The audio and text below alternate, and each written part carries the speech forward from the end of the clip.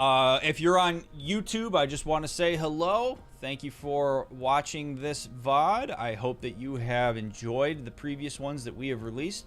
We and Jared are really excited to be here for part 3. So I hope that this will continue to be a beneficial series. We're going to do other topics after this one, and then we'll come back to another relationship one down the line. But we're going to make this a regular thing. Right now we're at a cadence of about once a month, which is actually pretty solid. So I'm pretty happy about that. So without further ado, let's rock, buddy. Alrighty. Well, here we go. Here's your first one. Right. Let me know when you can see it. Just to I can see it almost immediately cool. when you put it up. Sweet. Then, is it common for divorce in the family to have an impact on the attachment styles of the children? You really want to warm me up on this one. I like it. Okay. It can. But the divorce itself is not the thing that is going to necessarily have the impact. Like, divorce in and of itself is not something that's going to directly impact the attachment style of a child or in the present or going forward. How the parents manage the divorce is what is going to affect the attachment of the child going forward. And what I mean by this is, we actually know that in highly conflictual and outwardly conflictual divorces, where the kids see all of the strife and argument, when parents divorce, it actually can be good for them and for the kids in the long term. That they actually benefit from seeing their parents divorce. And that's just in terms of like their development as humans. That oftentimes it's when divorce comes as a surprise. Maybe the parents keep it behind closed doors. They don't fight in front of their kids. They don't really let on that they're struggling. And then they divorce out of nowhere and explain it to the kids either like right before it happens or after the fact. That it can be kind of jarring for them, and it takes a little bit of time for them to catch up. There's a whole lot of mediating and moderating factors around that I don't have time to go into in terms of what kind of effect that's going to have on children. But as it relates to attachment, oftentimes divorce is time consuming. It is expensive, not just financially, it's also expensive in terms of just your resources and your time and your energy. If going through a divorce, particularly one that is highly conflictual, makes it so that you are less reliable and consistent in attending to the needs of your child or children, particularly over a long period of time, that is going to affect their attachment. That is where a child might learn that like your relationship is more important than your parental relationship toward them. The other thing that can sometimes happen in nasty divorces that I always try, I mean, I'll light parents up for this if they do it, is they will essentially talk shit about the other parent to their kids and will try to undercut the other parent because they're maybe worried that the kids are going to pick sides. Kids don't really pick sides. Parents force kids to pick sides, which is never okay. So if you are undercutting the other parent and you are talking shit or you're limiting the amount of availability the kids have to the other parent, and I'm talking about, we're not talking about like an abusive marriage that you leave. We're talking about like just standard divorce where you're just it's not working out anymore.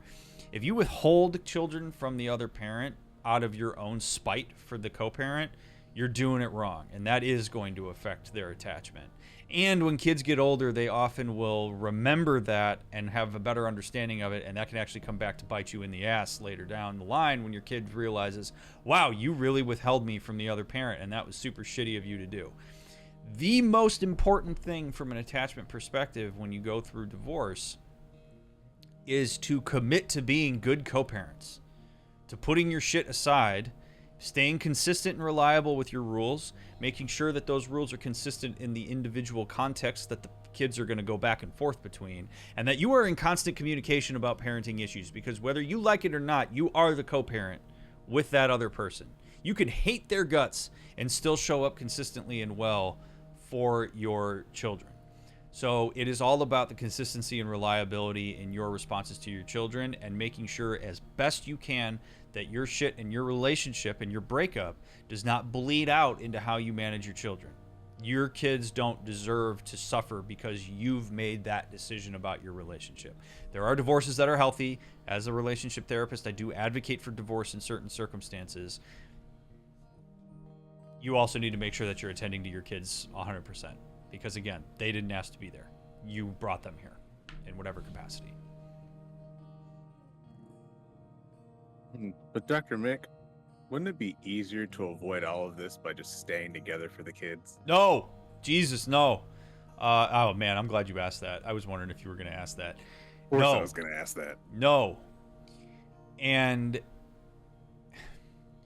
this has really bad effects down the line. If the only reason you are staying in your relationship is because you think that the kids are going to be adversely impacted by your divorce, your kids are already going to be adversely impacted by your relationship. Kids watch their parents' relationship.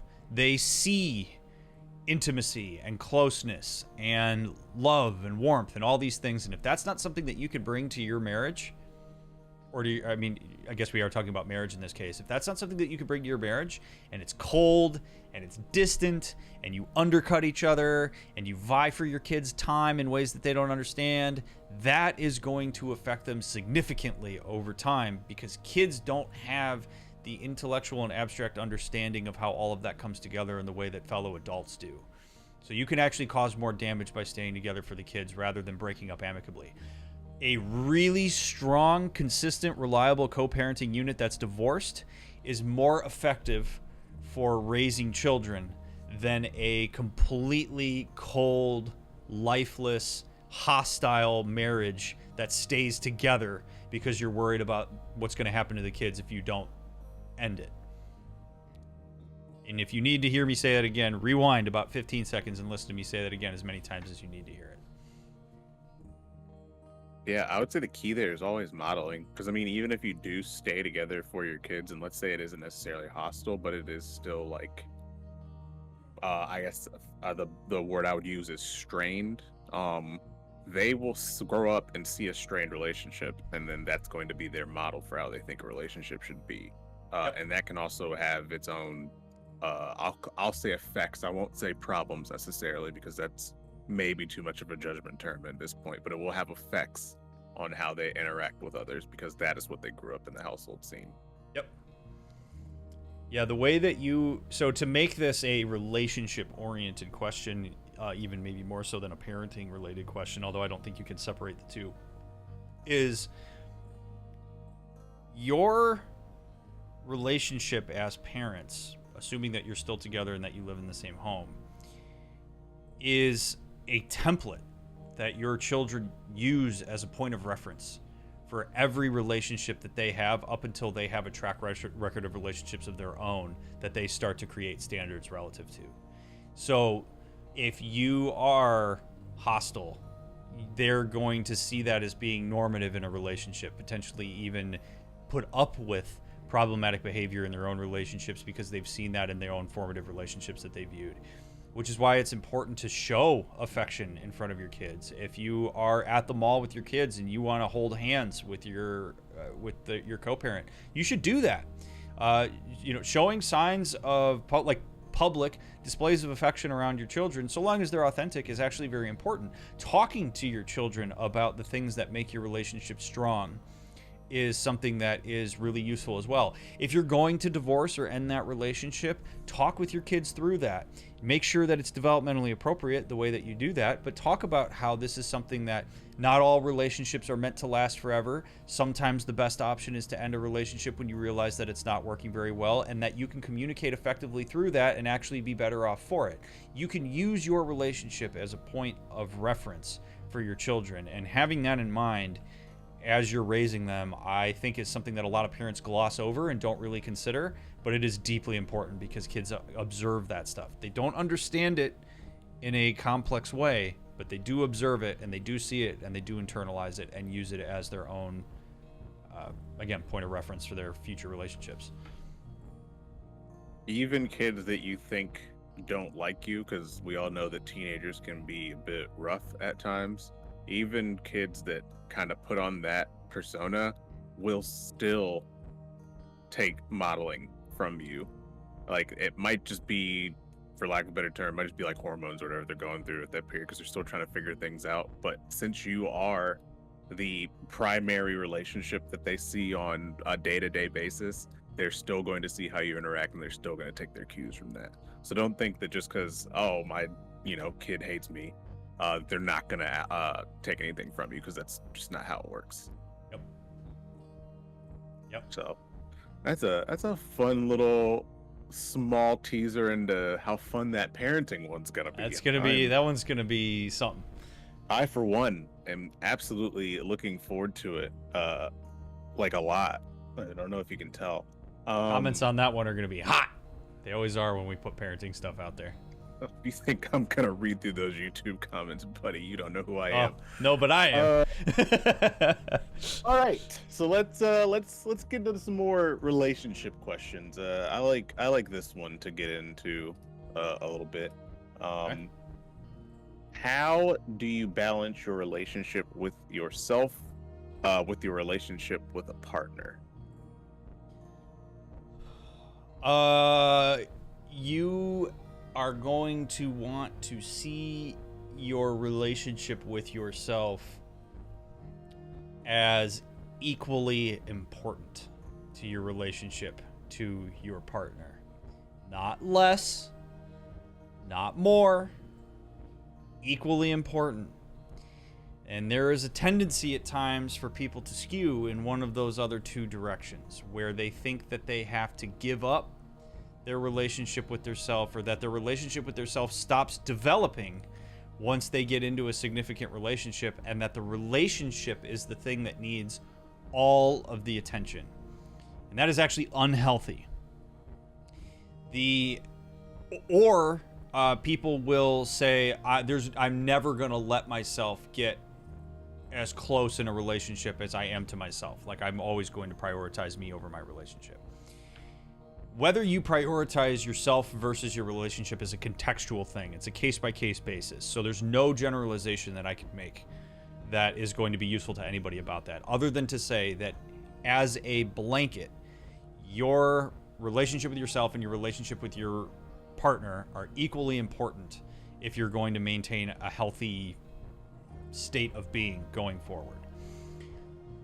The healthiest relationships, in the therapy side of things, we often say that the healthiest relationships have a really nice balance of connectedness and autonomy, which means that your own personal interests are something that you bring to the relationship. They're not necessarily something that have to leave once you join a relationship. And the other person brings their own individual interests. And there is this weird vibe that happens a lot, that people think that they're supposed to be involved in every single thing that their partner is interested in. And that is not true. It's actually really healthy to have certain things that you do by yourself or with your friends. Like, other relationships surrounding your relationship are also important. Now, do you want to move to a space where, because you've decided that this romantic relationship is the most important relationship, so to speak, so that you are consulting with that relationship on big decisions that you make? Sure. Does it mean that maybe you check in with your partner and say, hey, are we doing anything on Friday? Because if not, I'd like to hang out with my friends, or I'd like to go do X thing. Like, that's a healthy conversation to have. A lot of times, instead of communicating that with their partner, what people will do is assume that what their relationship is more important, and that they should forgo their individual activities, and they won't even ask or bring it up, because they worry that if they say, I want to go hang out with my friends on Friday, that means they're divesting themselves from their intimate relationship. And if that's not true, then that's kind of a ridiculous assumption to make. So engaging in self-care, taking time for yourself, continuing to cultivate a relationship with yourself and getting to know yourself better, in addition to understanding and learning more about your relationship, that's a simultaneous process, and they both affect each other. You can learn more about yourself from how you show up in a relationship, and you can learn more about your relationship from understanding more about yourself and how you want to show up into it and what's in alignment with your own personal values. So neither one of those stops because the other one is pushing. They're just pushing together, and they require equal attention. Think of it as two plants that deserve equal watering from the can that you have. One thing I like to highlight with questions like this is there's a big difference, and I like a big difference between taking an interest in something and taking on an interest in something. And the thing I like to use when talking about this is always TV. I think TV is like the easiest way to illustrate it. And to give you a personal example so that it kind of hits home a little bit more, uh, my partner loved Scandal. I couldn't stand Scandal. But because they liked Scandal, I would still ask them about Scandal, ask them what happened on Scandal, let them talk to me about Scandal. And then I knew that they were getting their interest out. They were expressing something that they're expressing joy in something, and I was a part of that joy without then having to now feel like, oh, great, I have to go watch Scandal to be a part of this. Because I took an interest in their interest, I didn't take on that interest. Yep. Now, did that eventually work and I ended up binging all of Scandal and then I became a huge fan of Huck? Yes, sure.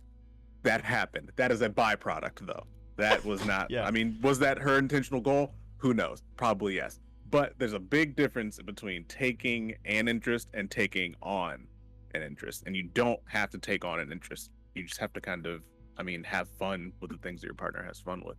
And it can actually be counterintuitive to take on the interest of your partner, because if you're only doing it because of that, there's a chance that you're maybe going to even come to resent them because you're consistently doing something with your own time that you don't want to be doing. And believe me, you do not want to be in a space where you're resenting your partner for something that they are interested in, that you are trying to invest in and connect with them on, and you just can't bring yourself to do it. Like, it's okay, like Jared's saying, to be curious about those things without that investment. And this is a more complex dynamic than what it may even sound like when Jared and I are talking about this, because negotiating interests and time and balancing needs of the relationship versus individual needs is something that is different for every relationship. And so one of the things that I really want to caution people on is, I don't really recommend taking friends' advice on this. Like, I really recommend that you pay attention to the needs of your own relationship. Like, if your friends are like, well, we do this and we do blah, blah, blah, and that works for them, but we don't know that that's going to work for you. And so trying to seek out all of these external answers for how to cultivate that for yourself can actually muddy the water and take you farther away from just attending to the relationship you have in front of you. So really make sure that you are in constant communication with your partner about how you spend your time. I have seen perfectly healthy relationships where the partners spent 9 of the 12 months separated from each other, and it was a perfectly fine relationship. And I've seen other really healthy relationships where they do almost everything together. So the percentage of things you do individually versus as a couple is going to change per relationship. The thing that I think it transcends all relationships is that your attention and your energy needs to be 50-50 relationship me. Like, you should always be striving to maintain both of those things simultaneously. And if you're struggling to do one of them, communicate with your partner about your struggle in doing that. This is also a really great place where you can check boundaries. So if there's something, say for instance, that your partner has an interest in that you just like straight up don't like for you, like you don't mind them doing it, but it's not something that you like care about, like even in the slightest, you can express that and say, hey, I know that you love this, but this is really just not something that I care to talk about, and I would hope it's okay if it's something that you don't necessarily share with me. And that's a really, really good boundary to set for you, but it's also a really good place to check and see kind of how your relationship does with boundaries like that. And I will add that, and I'm going to take kind of the dark side of this for a second, that is why isolation is one of the initial hallmarks of abusive relationships. Because what you really should be cultivating in addition to your relationship are outside relationships. So, like, for example, I'll use a personal example too. My wife loves hiking. Like, she loves going out into, like, going outside and like climbing on rocks and hiking it down in trails, and yeah, I'm sure you can tell by the way I'm talking about it that I do not. I'm on rocks.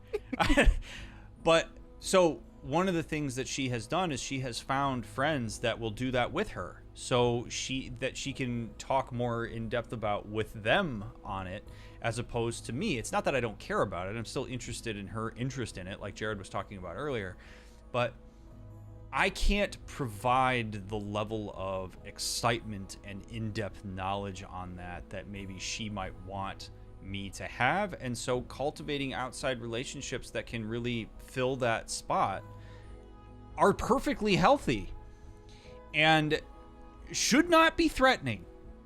Okay? Like, now, if there's a group of people that my wife goes hiking with and she starts getting romantically involved with one of the people she's hiking with, that's a problem. But if she's going out and she's enjoying herself with these relationships that are able to cultivate that interest for her, and we're constantly talking about what that is, that's a really wonderful thing that can actually enrich your relationship. Like, outside relationships add a lot to your intimate relationships, particularly if you allow them. And getting just immediately trying to constrict people from those outside relationships because of your own insecurity about what that means is not going to be a healthy dynamic. It is okay to have outside interests that you don't align with. It's not, by the way, I don't know if you're going to ask me this, but it came up as we're talking about this. There's that old like, is it birds of a feather flock together, or is it opposites attract? Research tends to show that birds of a feather flock together is the more common one. Like, that tends to be the one that it actually is, that you need to have some alignment of interests. But that actually is more about your alignment. I shouldn't say of interests. It's about your alignment of values, not your alignment of interests. You can actually have completely separate interests and still maintain a really great relationship so long as your values are similar. No, I was actually going to go in maybe a weirder direction, where you were like, oh, if my wife takes romantic interest in someone, then that becomes a problem.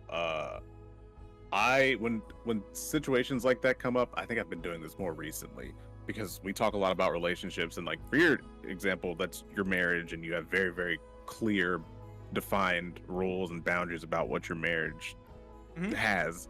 But like, so I'm thinking in terms of maybe somebody who is dating, or maybe somebody who is, like, you know, single but not committed, because these are a lot of the conversations I have.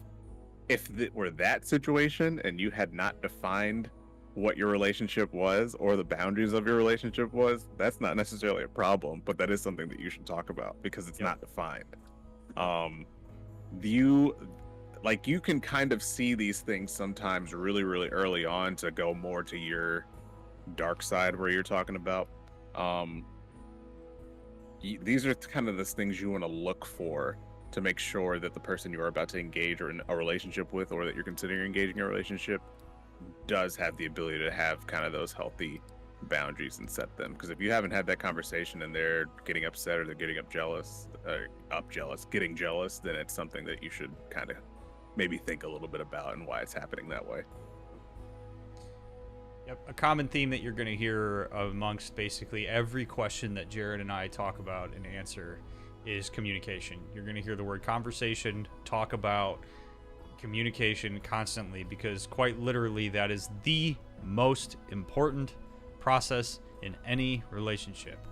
It doesn't matter how well aligned you are, it doesn't matter how well you get along, none of that matters if you are not communicating effectively. It is bar none the most important aspect of any relationship. So you're going to hear that constantly.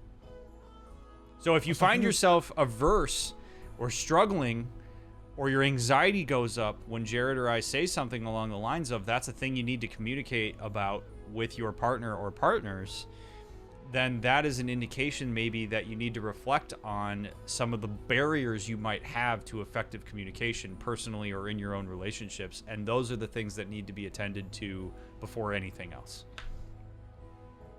Also, I was going to say, which you kind of led into, I feel like when people hear us say that, or, you know, use those words, they think they have to have like a big to-do, or like, you know, send their partner a calendar invite so that they can sit down and schedule time out. And it doesn't necessarily need to be that. Like, if you can go up to your partner and say, hey, I had an issue with this thing, and I want to talk to you about it with you. This is my problem. Was I right? And if they're like, oh yeah, no, that's not what I meant, and you can just be like, okay, cool, and move on. That's still effective communication. If you can get it done in a few words, great. There are some things that may need more than a few words, but getting things done in a few words isn't necessarily bad. Yep. Completely agree. All right, I think we answered like 8 questions in that one question. I know we tend to do that. It's all right though. I am very curious. I actually wanted to dive into this, and we'll do it now just because I feel like we're in a good space here. I broke a question up in 2 questions. I think the first one you might get a little reaction to, and the second one will make more sense. Okay. But what are your thoughts on the ideas of guy code and girl code? You know me so well.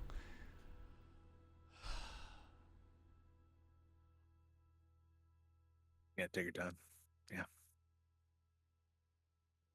I don't think it's fair for me to take a black and white stance on this.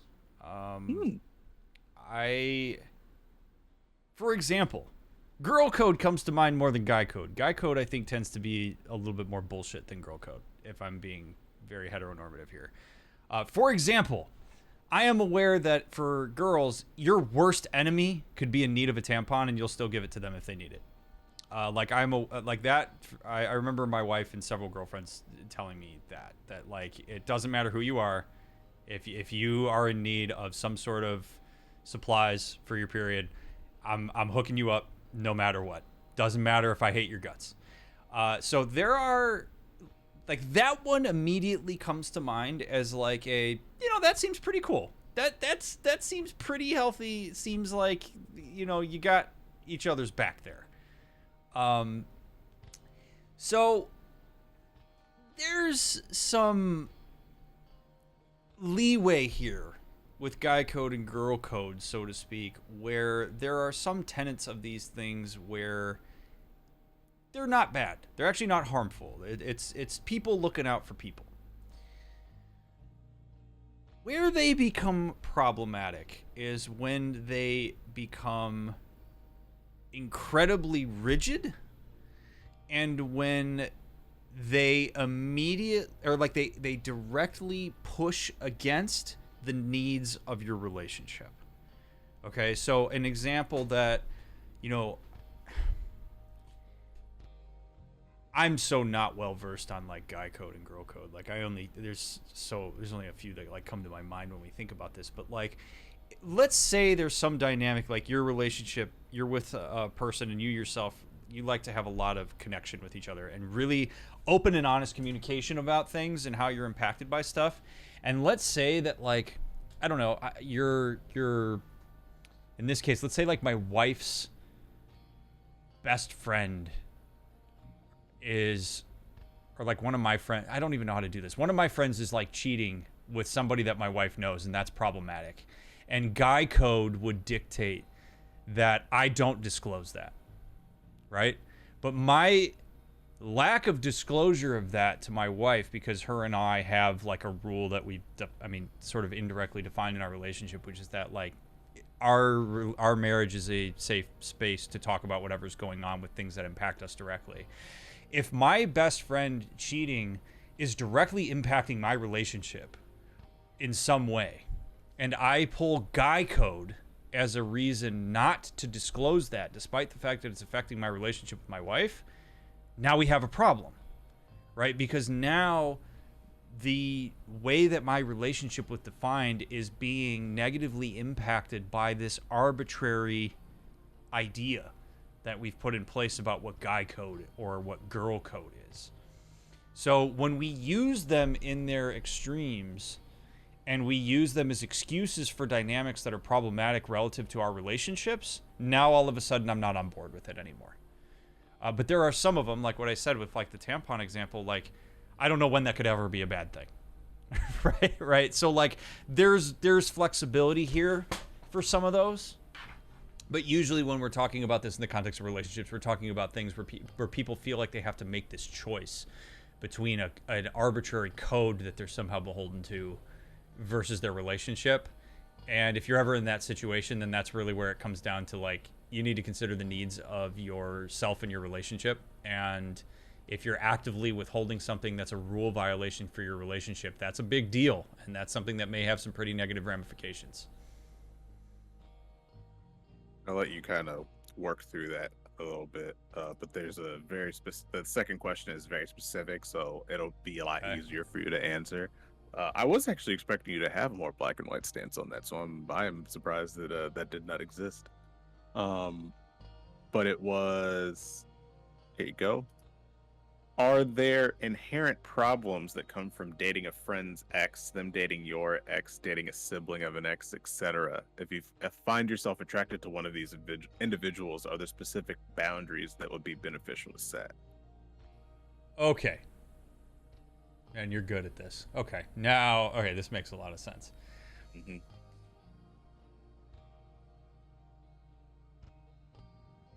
In scenarios like this, I'm going to be real here. Like, in scenarios like this, you are playing a game of trade-offs. You are not going to be able to get everything aligned exactly the way that you would want it aligned, unless it's a super rare circumstance. So there may be a scenario where dating your friend's ex because you've developed an interest in them is something that is totally okay, because you have a strong relationship with your friend. You have a strong relationship with that person you're now romantically involved with. That person had a really good communicative relationship with their ex, and maybe it was an amicable breakup, and everybody's cool, right? Like, that scenario exists, and I'm not going to act like it doesn't. Humans tend to be a lot less cut and dry than that, though. And this is one of those scenarios that is dicey, I think, for a lot of people if this happens, because there are remnants of certain attachments. There are breakups are cutoffs. And so if there's any unresolved anxiety in that relationship, theoretically, when that is ended, that just freezes in place. It doesn't go away. There's all sorts of stuff that can come up for people in a scenario like this that you can't even anticipate until it happens. And so the reason that I say that this is a trade-off is the proposition essentially is, do I potentially want to sacrifice a friendship because this is something, a romantic pursuit that I want to make, and this is something that's important to me, and a consequence of me cultivating this relationship may be that the friendship goes by the wayside? Or is the friendship a more important relationship to me, and the trade-off of me attending to the needs of that friendship, particularly if my friend says I'm not cool with that, might mean that the consequence is that you don't get to pursue that romantic relationship that you want to pursue, or maybe it's delayed in some kind of way. I do tend to think that it's a good idea, if it's a friend and you're wanting to date an ex-romantic interest of theirs, that you talk to your friend about it. Like, to me, that just seems like common courtesy, though I'm sure there are scenarios where maybe that isn't necessary, and that's more of a subjective thing. You're going to have uncomfortable conversations, and if you're not open to having uncomfortable conversations both with the romantic interest and with the friend, then you're probably not ready for that scenario in the first place. Or you just have to recognize that whatever side you pull the trigger on, it's going to have some sort of consequence that maybe isn't exactly what you want. And the more you can communicate with both parties in that way, the better off you're going to be. As far as specific boundaries that are beneficial to set, that's relative to the specific dynamic that's happening. Like, I don't know that there's a boundary that transcends all of this other than me saying, like, if you're going to do that, you probably should if you know for sure you're going to do it, then don't ask for permission from your friend. Tell them you're going to do it. Because if you ask them to, if it's okay, and they say no, now you're in a massive bind. I don't really believe in asking people for permission if you're going to do it anyway. All you do is put them in a shitty situation where they exerted their opinion or their autonomy on something, and then you basically punish it by saying, no, never mind, I'm not going to do it anyway. Like, don't ask leading questions in friendships. Those if you know you're going to do it, then you should tell them that you're going to do it. And you're going to have to accept that however they react to it within reason is just how they're going to react to it. And that you may sacrifice that friendship as a result of doing that. We're gonna get a little messy here. Yeah, go for it. I'm very curious about how you feel about this. Over the course of my life and seeing and being a part of many of these conversations due to being in a Greek organization, I've seen this scenario more times than I can count. Mm-hmm. And something that I have thought about more as I've gotten older is this idea of asking permission. And I have grown not to like that idea, because asking permission insinuates that there is a level of control over a person, especially after a relationship has already ended, because they are your ex. And so for me, I think it's very important that if you know that you are going to pursue that relationship, that you don't ask permission.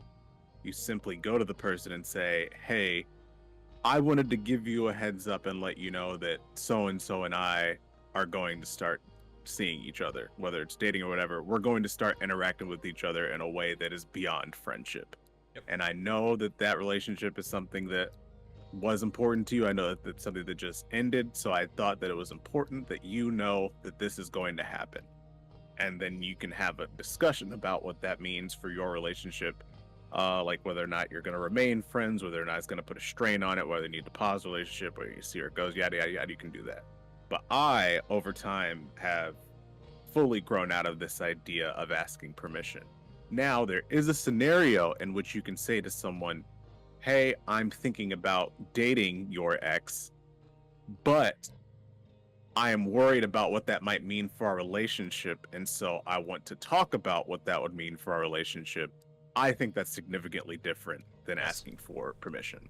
I tried to like distance myself from this permission narrative, because for me it just feels way, way, way too controlling. Because if you broke up, you broke up. The relationship's done.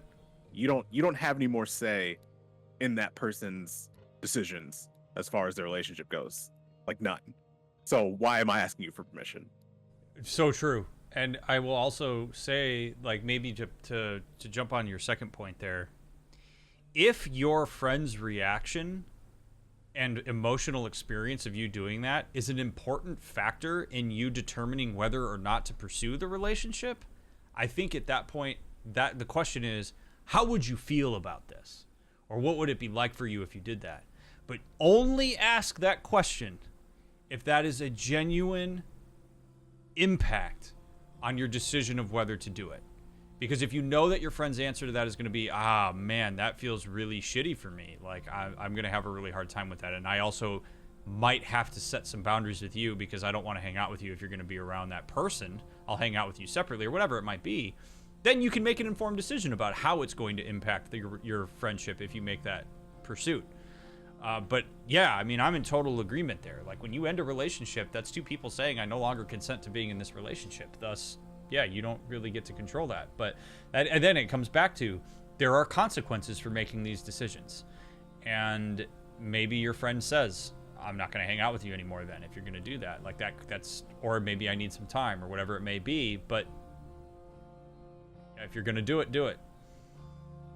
Mm-hmm. I think that because it's in the question, I also think it applies the same to like dating a friend's like sibling. As long as you two are, I guess within the proper age ranges of one another. Like this isn't fucking medieval times. Like you don't need to ask their father or brother for permission to date their sibling. They can make their own decisions. Yeah.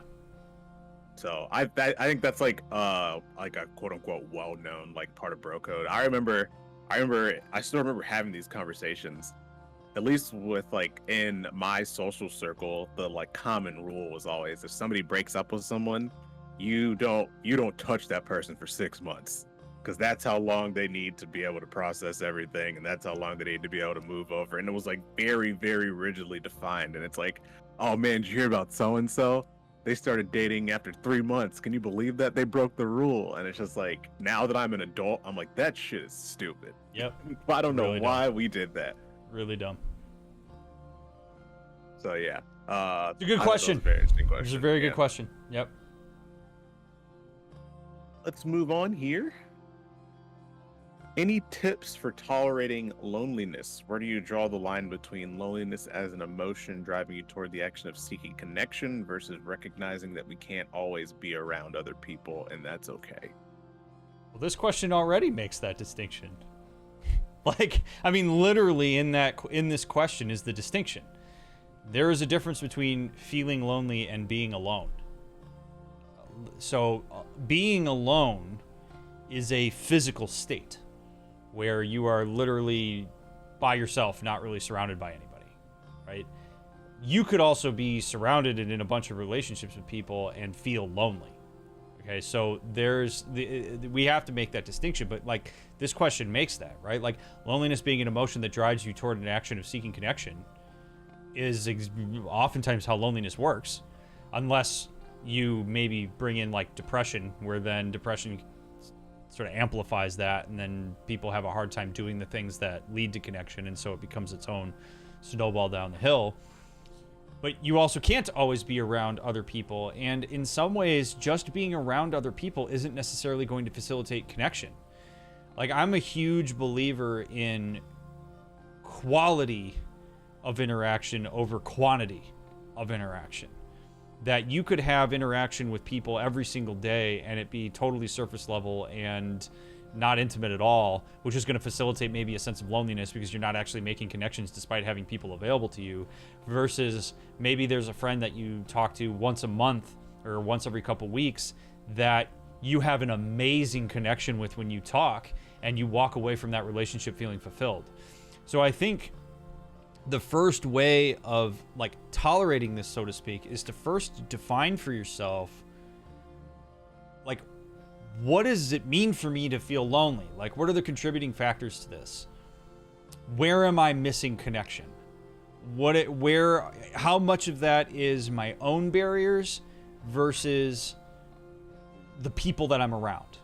Maybe it is that like you're actively blocking yourself from forming intimate bonds with people and from connecting in a quality way. Or maybe the people that are around you have blockers that make them inaccessible in the way that you want them to be. Maybe it's a little bit of both. The only one of those things that you can control is you and how you bring yourself to that space and what you say and how you make that known to people. But then you make the decision of, to what extent do I need to be around people in order to facilitate what I'm actively looking for? Like, if a person's experiencing loneliness, it means there's a deficit somewhere. And until we get that defined and figured out, it's hard to figure out what you should be pursuing within those social connections, right? Like, do you feel alone or do you feel lonely because you don't know many people that share your specific interest and it's something that's really important to you? Do you feel lonely because we talk about this as therapists all the time, that like being a therapist is a lonely profession because you can't talk about what you do. I can't go into specifics with literally any person that I work with. And in some ways, like, I'm the only one that knows my caseload, and I can't share that because of ethical considerations. That's a pretty lonely experience. I'm surrounded by a bunch of therapists who can empathize with that, but I will never experience deep connection around being able, if I have an amazing session where I do something specific, I can't share what that was because I have to protect my client's privacy. So getting a feel for what that means, getting it more well-defined, and then choosing your behaviors after the fact, as opposed to just taking shots in the dark and just trying to connect with anybody out of desperation. Desperation is not a useful driver of connection. So really getting things well-defined is going to help maybe make desperation a little bit less of a factor when you're trying to connect with the people around you. And sometimes you have to do the work. Like, sometimes this means that, like, you have to make yourself uncomfortable by pushing yourself into certain social spaces, or making yourself present in certain online spaces, or in groups that share interests, or whatever it is. Like, sometimes when people ask questions like this, they just sort of assume that the world is going to reach out to them and make them less lonely, and that's not how it works. The world passes you by if you don't make yourself known. And so if you're experiencing loneliness, there is a level of work and effort that you have to put in order to facilitate connections with people. It's not a one-sided endeavor. You have to bring your side of it.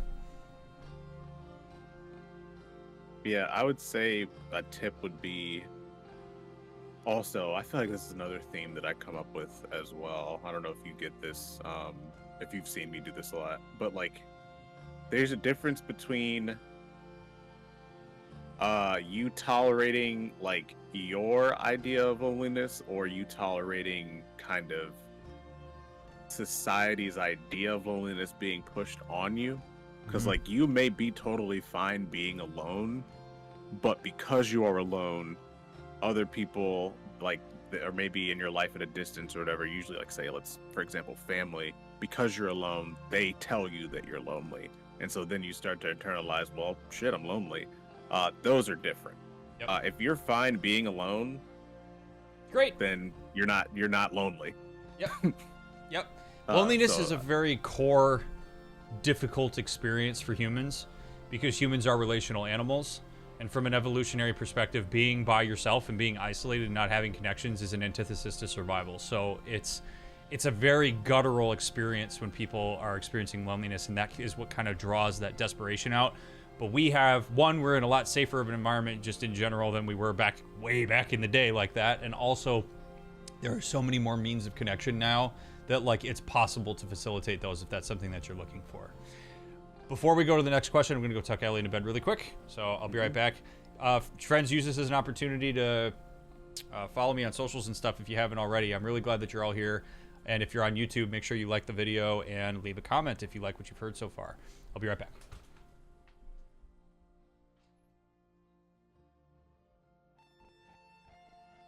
Let me go through some of these questions here.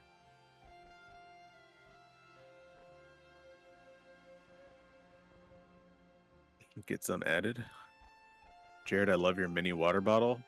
Thank you. I love them too. Just like a nice little quick hit of water, you know. I find larger water bottles harder to finish. So they're such dainty bottles. Yeah, but like, you know, it's easier for me to just like knock that one back and to be done with it. Whereas like, I don't know, a large water bottle feels like, for lack of a better term for the therapist here, too much of a commitment. You know what I'm saying?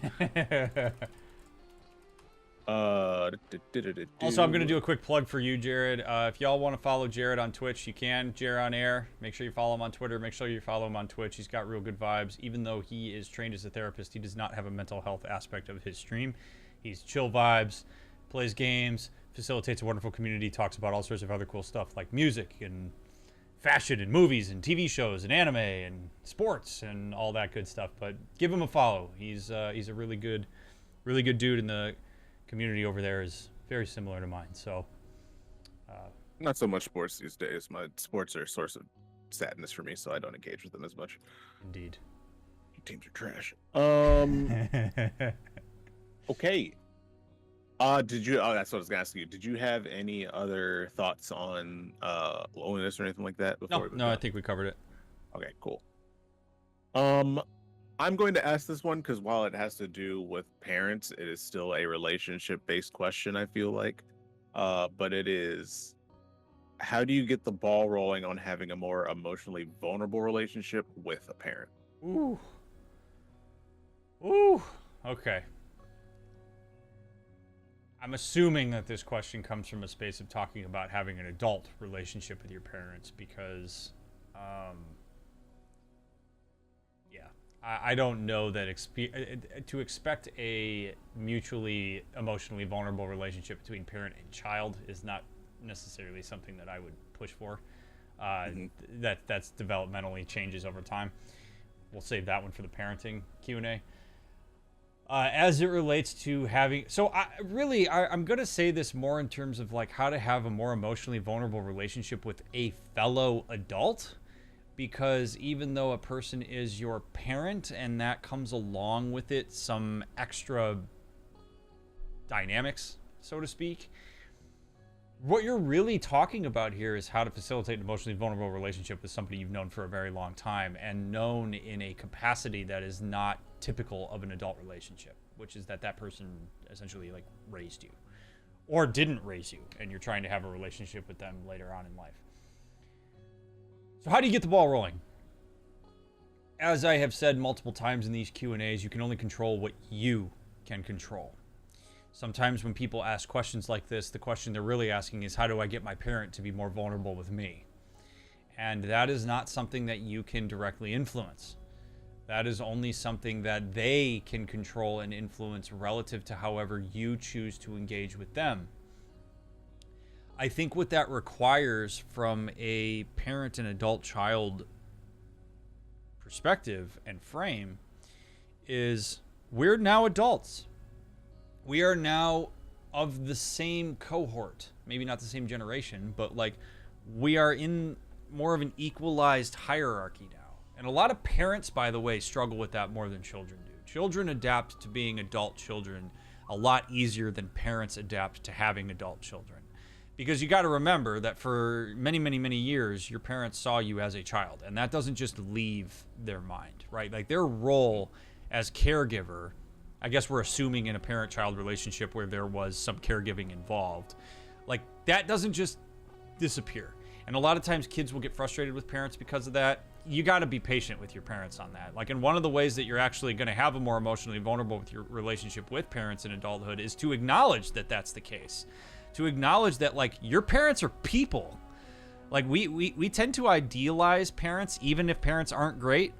And we see them in this very, like, pedestal light, unless they're, like, really destructive and awful, in which case we sometimes bury them more than they deserve.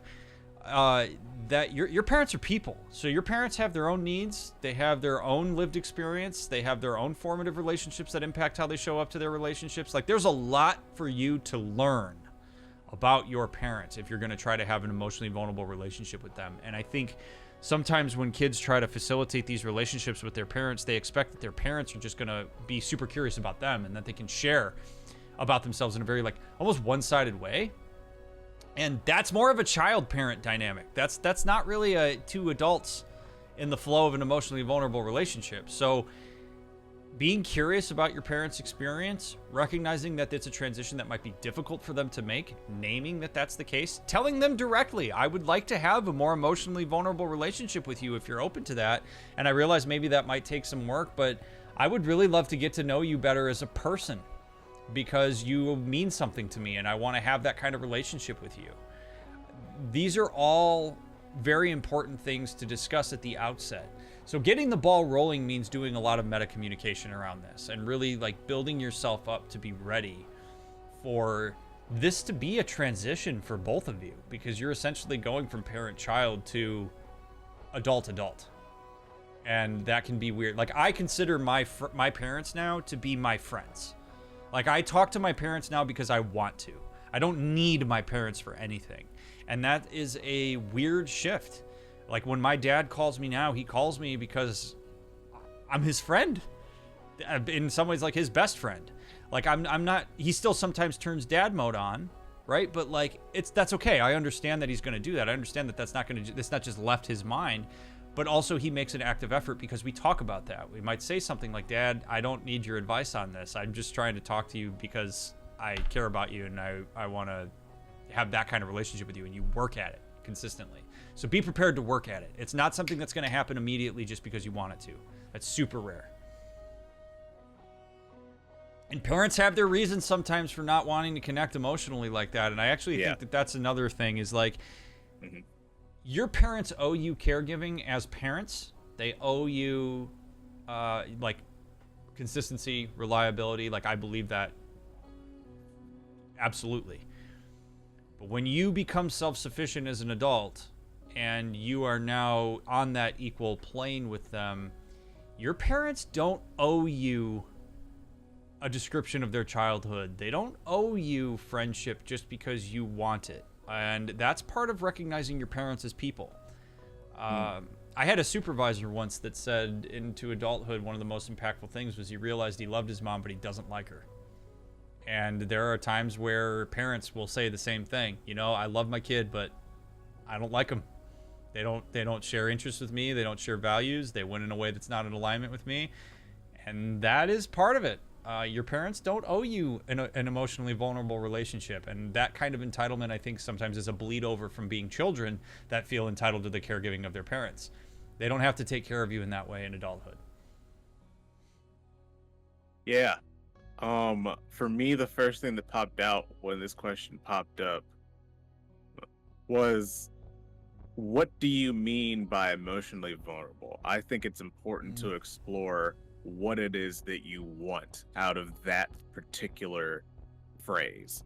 Obviously, I'm going to make a plug for going to therapy and having a therapist to talk through this, because, you know, because that is your parent, there are certain things that happen in that dynamic that might not happen in other relationships, and some of that stuff needs to be potentially explored in the safety of a room, like a therapist office.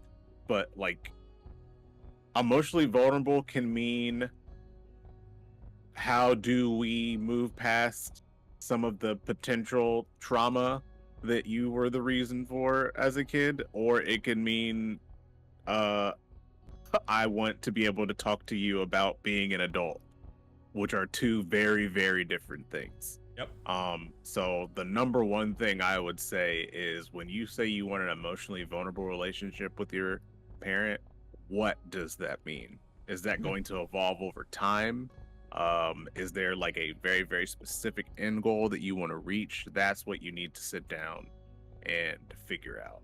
And recognize that they may not share in that goal. Yes. And that was going to be my ending, is that just because you want it doesn't mean it is something that you are going to get. And you need to keep that in mind throughout that entire process, because you may put in a bunch of work, potentially over years, and then it end up just finally being, this is not something that your parent wants with you. And that's just kind of how it is. Yep.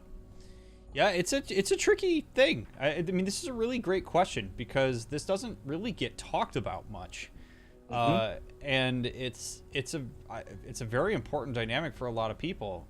And you do see a lot of like entitlement from children about feeling like their parents owe them this, and they don't.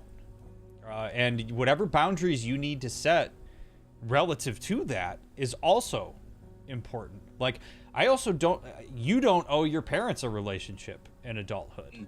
Like neither one, like, and I think that's the important distinction to make here, is that a parent-child relationship is a relationship of necessity.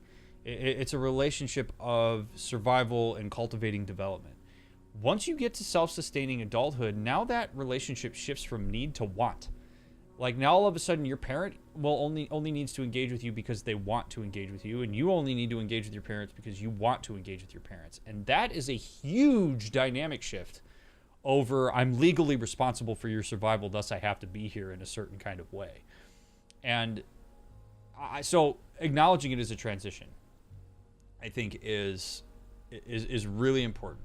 And it's going to be, in some ways it's messy, sometimes it's smooth, sometimes people make the transition well if parents are particularly adept at understanding that this dynamic is happening and making the effort. But you can only control what you can control, and how you bring these things up and how you facilitate your end of it, and then you react accordingly to however your parents respond.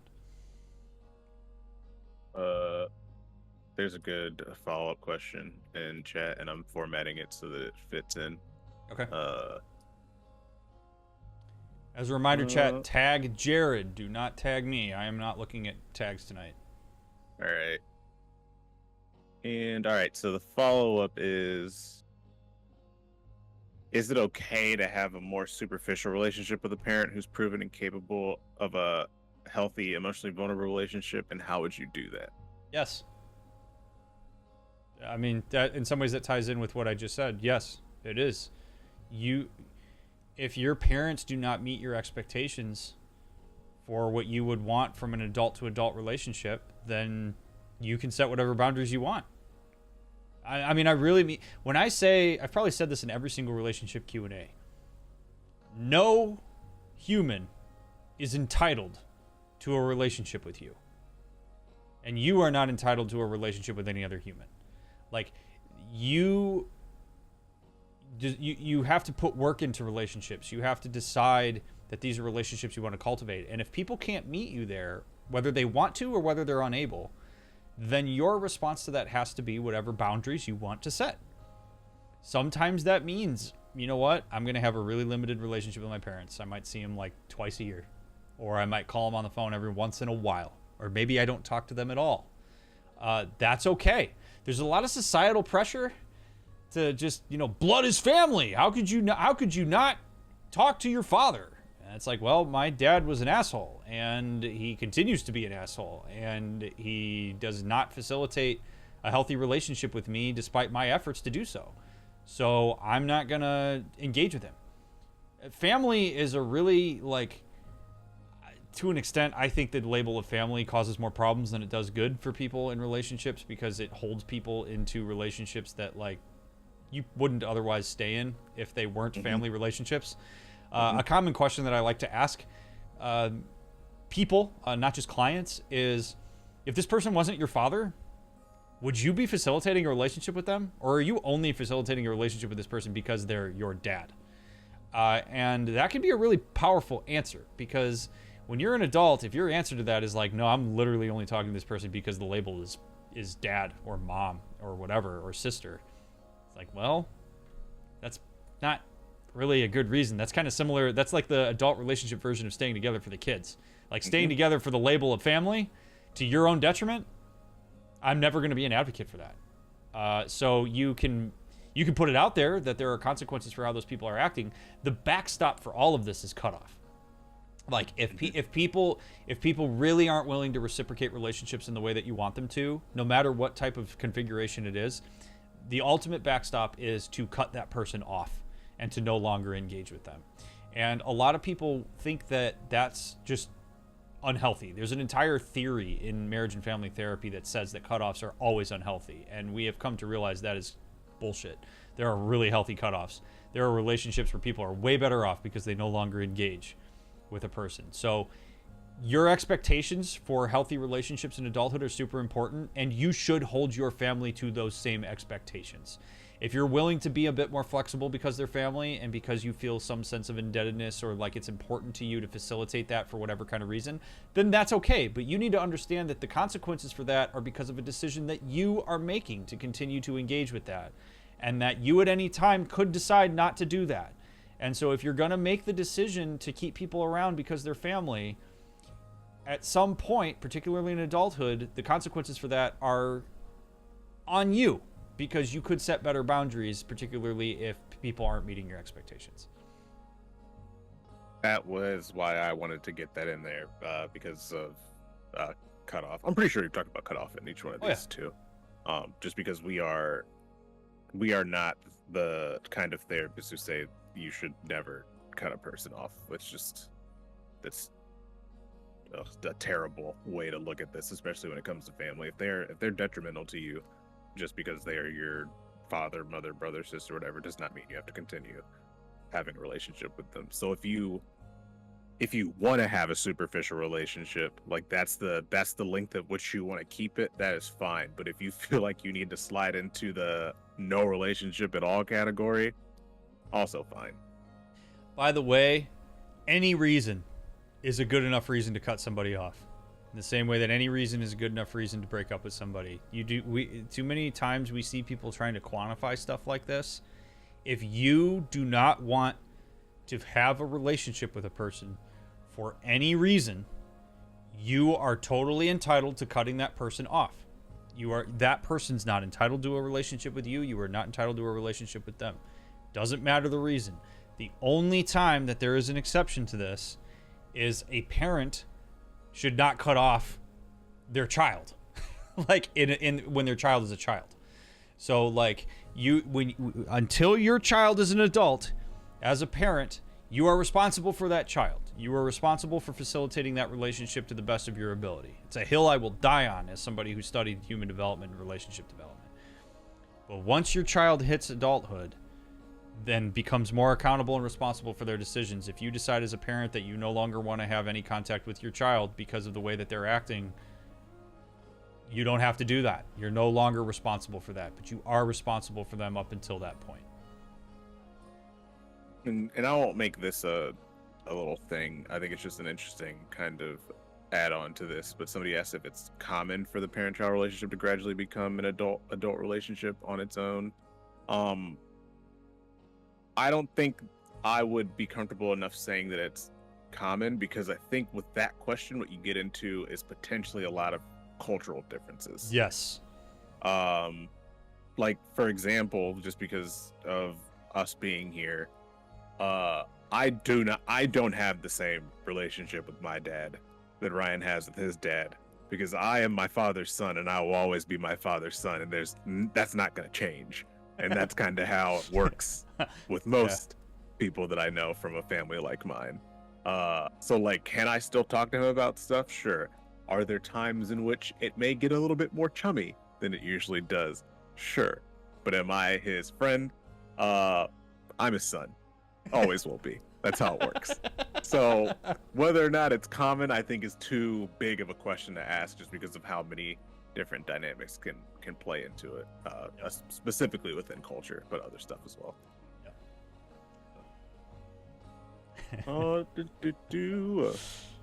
Let's get that out of here. All right, we're gonna switch out of the old parent conversation for a bit here. And how do you navigate a romantic or sexual relationship with somebody who is changing their gender expression and identity? And what do you do if you find yourself unattracted to their new identity?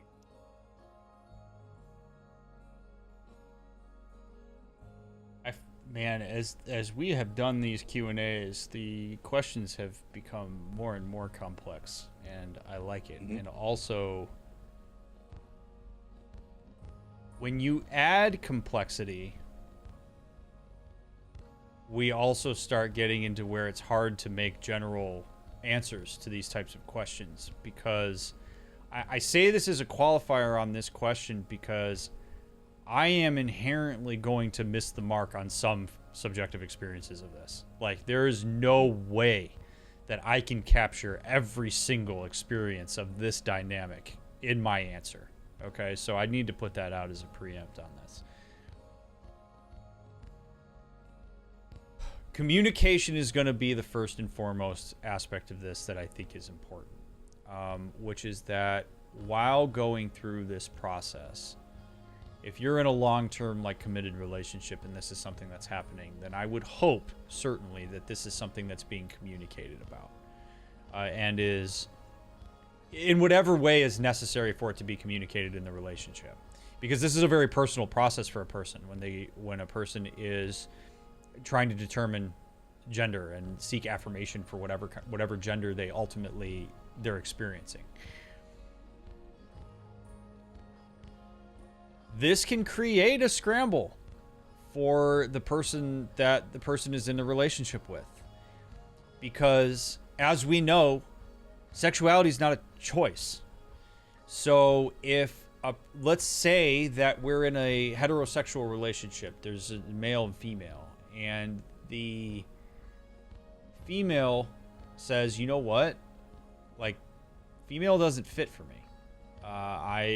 Male fits for me. Like, I think I'm a man, and I know I'm a man, and whether I'm considering, making some sort of, like, body transition or not, ultimately my gender expression is going to be more masculine because that feels right for me. And so I'm going to change my appearance in some ways. I might change some of the clothing that I wear, all the things that come along with gender expression. Well, if the cis male in the relationship says, well, I'm not attracted to men, which is totally fair, right? In the same way, like, so if you present as male, I don't know that I can get on board with that, because I can't bring myself there because my sexuality is heterosexual. That's a very real dynamic. And there's this interesting crossroads that gets hit here sometimes, where the way that will be countered is to say, well, aren't you with the person? Like, isn't the person more important than the sexuality of a given dynamic? And while that is a lovely ideal, I suppose, that's not reality, right? Like, people do have sexual preferences. And if sexuality is an important part of your relationship, and this becomes an impediment to that, if the dynamic of the relationship has to change as the result of that, because that person can no longer consent to being in that romantic relationship defined as it's been defined up until that point, then that is something that has to be problem solved and worked through. And potentially that may mean changing the relationship to friendship or whatever it might be. And that's not inherently homophobic. Like, that is a person, that is both people recognizing whatever their sexuality is, right?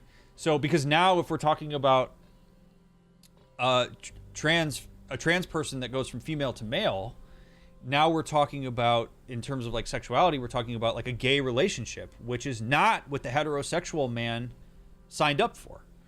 Okay, so you can support a person in their in finding gender affirmation while still holding certain boundaries and expectations for what it means to engage with that person as a romantic partner, right? That's why we make an important distinction between sexuality and gender.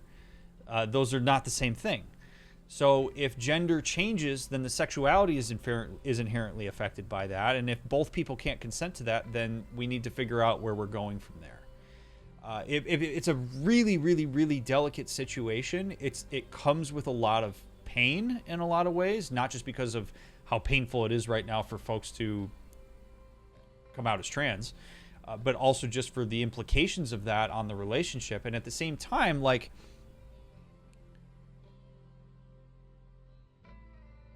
if we're going to continue to say that sexuality is not a choice, changing the game in the relationship is something that inherently affects the sustainability of that relationship. Because to ask that guy in this instance to continue to engage in that relationship, sexually or otherwise, is to ask that person to see their sexuality as a choice, which is inherently unfair to that person. So it's these things are very delicate. And then there's case-by-case factors that there's no possible way. Like I said, I can't touch on every possible scenario of this, but that's my kind of overview and how I would respond to that kind of situation. I have seen this dynamic play out.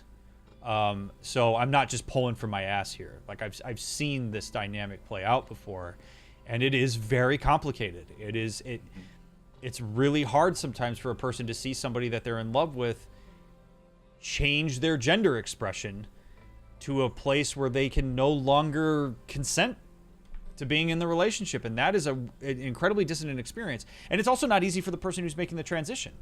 So both people are affected in different ways when we talk about this scenario. And you can certainly support each other in that dynamic, but that doesn't always mean that the relationship is sustainable.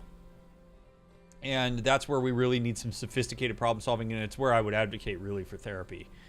From a couples therapist that really understands how these dynamics work and is an ally in this kind of thing, but is also not going to jump onto one track, because it's one of those things where it can be very easy to jump into a binary on that. You know, should this other person override their general sensibilities about relationships because this is a person they're in love with and you should love them no matter what? Or should this person just not make a transition that's affirming of who they are to save the relationship? Neither one of those tracks is healthy, right? Like, there's not a cut and dry option here that is super useful. So it's a tough one. It's a really tough scenario. And I hope that my answer to that question is meaningful and does that question justice, because it is really tough. And this is more of kind of a general add on to it, to what you were saying, in terms of like, there is a difference between you not wanting to change your sexuality, and you not thinking that a certain sexuality should exist, which seems very obvious, but it's worth saying. And it's also important to note that because of these situations, and I'm not saying whether or not I've seen this happen before, but by going through these conversations and these changes in a relationship, the way in which you handle kind of maybe the sadness or the disappointment can manifest things that are homophobic and Yes. are transphobic. And so you need to be really, really careful with how you talk about these changes in your relationship. Because just because you start out not being one of those things does not mean that you cannot slip into those because of what is happening. And I think that's just extremely, extremely important to see. I feel like it's something that you also see with certain family relationships where, you know, you might have somebody who says, oh, I don't have a problem with, you know, people being people, but then, you know, you see somebody in their family come out and all of a sudden you're starting to see some new language and maybe some new views that don't align with what that person is saying. And it can often come from a place of shock or hurt or whatever, but that doesn't justify it. That just tells us where it's coming from. I also want to add on to that by saying that sometimes, I'm pulling this from, again, personal experience, sometimes when a person makes that transition and the relationship suffers for it because of, and I'm not talking about suffers for it like in a bad way, but like just the relationship itself is no longer sustainable because of it. Transitioning or coming out as trans is incredibly vulnerable. And sometimes if a stable, intimate relationship that you're in while moving through that process suffers because of that, it can feel like a punishment for engaging with that, and it can almost make a person doubt whether they should have done that or like whether they should have sought that sort of gender affirmation. Mm-hmm. It's not that. Like, you finding your truth and you engaging and finding affirmation for who you are is an important process that is worthy of validation. That your intimate relationship you're in should not be the marker of whether that was a quote-unquote good idea. It just means that that relationship is not one that can sustain it, but it doesn't mean you shouldn't have gone through that vulnerable process of figuring it out for yourself. It's a distinction that can be very hard to make, where a person almost is like, man, well, I could still have this really fulfilling relationship if I hadn't come out or if I hadn't transitioned. And it's like, well, not really though. Because if you were hiding this aspect of your identity and actively suppressing it in order to maintain this relationship, that's probably not tenable either. There might be some scenarios where I suppose maybe it could have been, but if we're talking about denying a very important aspect of your identity in service of a relationship, that's not a trade-off that generally works. So that's what, I mean, there are just so many layers to this that having some real outside assistance with this from a ally professional, and by the way, just because a professional says they're an ally doesn't mean that they are. What I highly recommend, if you're a person that's in a situation like this, you should seek referral from people you know in your own community that you trust, that have said they have had good experiences with X person. Don't just seek somebody out because they put the rainbow flag on their profile and they say they're an ally. Really do your research to make sure and use referral as a method of attaining a therapist, because that's more likely to do well for you than just assuming that a person's an ally because they say they are. Also going to plug in here, if you feel unsafe in your therapist's office, you can leave and never go back. You do not owe that therapist anything. Yep. Never forget that. If you feel unsafe, ghost the hell out of that therapist. Don't care. Yep. If they're making you feel unsafe, get out. Yep. Great question. Really great question. And again, I hope that our answer of this is helpful in some way to anybody who's watching this. Next question.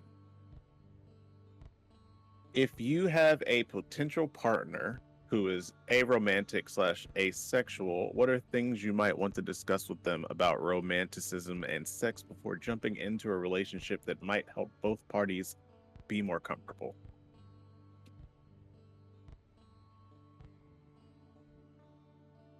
Okay.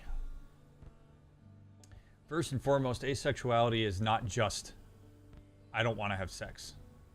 It gets way oversimplified in terms of its representation. There is a whole spectrum of asexuality that I encourage people to look up on their own time if you are not educated about this, because asexuality is more than just, I don't want to have sex.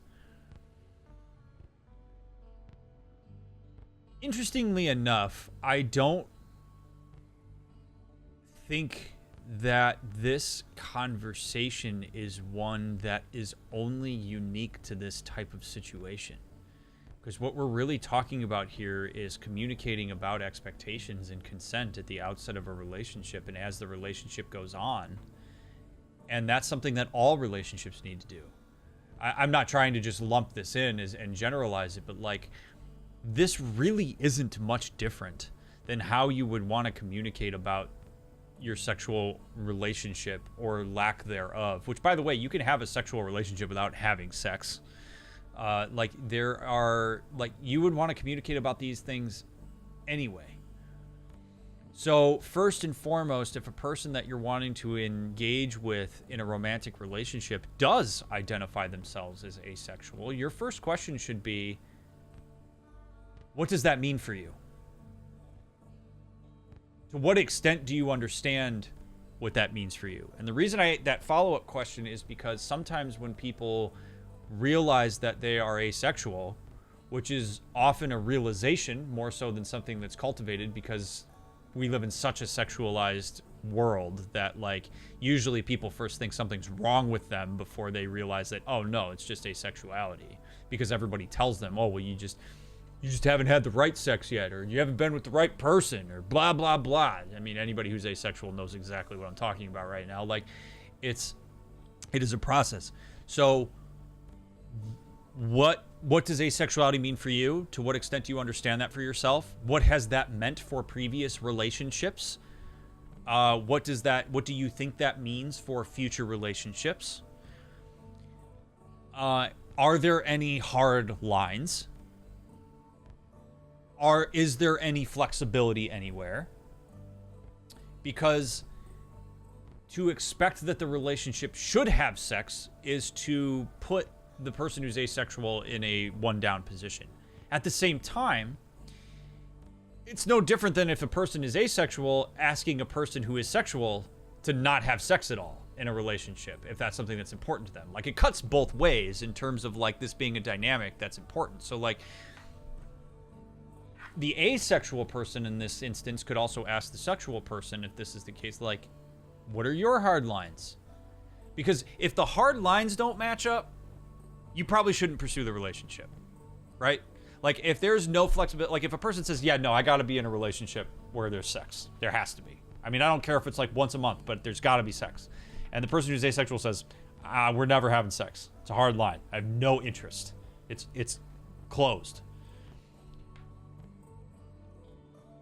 Unless you have both determined that sex is just not important enough and that everything else is good enough that you're willing to not have it, because we're always going to err on the side of if a person's not consenting to having sex, then you ain't having sex, right? Like, the asexual person in that instance does carry more power as it relates to the sexual relationship because they're saying no. So is everything else enough for us to accept this? And do we potentially problem solve it, right? Like, because there are ways for a sexual person in a relationship with somebody who's asexual to get those needs met that doesn't necessarily have to require that specific relationship. Like, there's problem solving to be done there if everything else is teed up to be really good, right? And that's where communication is going to be really strongly involved there. But what are your hard lines? Where are you at? What does that mean? What does that mean for us potentially? Is there anything that you're still trying to figure out about it? And asking about this curiously, not judgmentally. Like, there's a tone that you can ask these questions with that is very important, okay? Because to be curious about a person's sexuality and what that means for them is perfectly okay and legitimate and healthy. Asking questions judgmentally because you have an agenda that you're trying to achieve and you have a certain path you're trying to get them to go down, not cool. So if you can't even bring yourself to be curious about it, then you're off on the wrong foot. You probably shouldn't be pursuing this relationship in the first place. And there's a good chance that, like, both parties, the only way that both parties are going to be more comfortable if you have somebody who's asexual and somebody who is sexual is a boatload of communication and problem solving. Like, it's all got to be on the table. That's the only way you're going to get both people comfortable. Otherwise, it's going to have a push-pull that is likely not going to be very tenable. Because whether we want to, like, because again, asexual or not, sexuality is generally is an important aspect of human intimate relationships. And I include not having sex as part of that, right? So, like, no sex is also an important dynamic in a relationship as much as sex and is a dynamic in a relationship is important. I'm going to take one of your pieces of advice from the last time we did this and say, don't drag it out. If you know you have hard lines, get the hard lines out of the way. And if that doesn't work, then you've saved yourself both a bunch of time. Yep. It's gonna, I mean, you know, it's not going to be great if this is a person that you were very excited about being in a relationship with, or, you know, were really into. You find out that there's hard lines that are going to be crossed. It's sad, sure, but if you'd rather know, then, I mean, waste time. At least, I don't know. I would suggest you'd rather know than waste time. So get those out of the way. Yeah.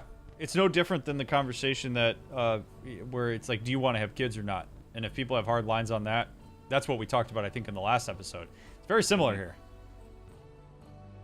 And really, I think that's why I say this is something that affects, I think, all relationships is if you have any hard lines that you know are definitive, very clear, hard lines, you got to put them out there. Okay? Like, put them out there as soon as you can, because you save yourself a lot of time. And I'm talking about the ones you know are a hard line. I'm not talking about the ones that feel like a hard line now that might change. That's not what I'm talking about. I'm talking about, like, I know this to be true for the foreseeable future. So take it or leave it. It is perfectly reasonable.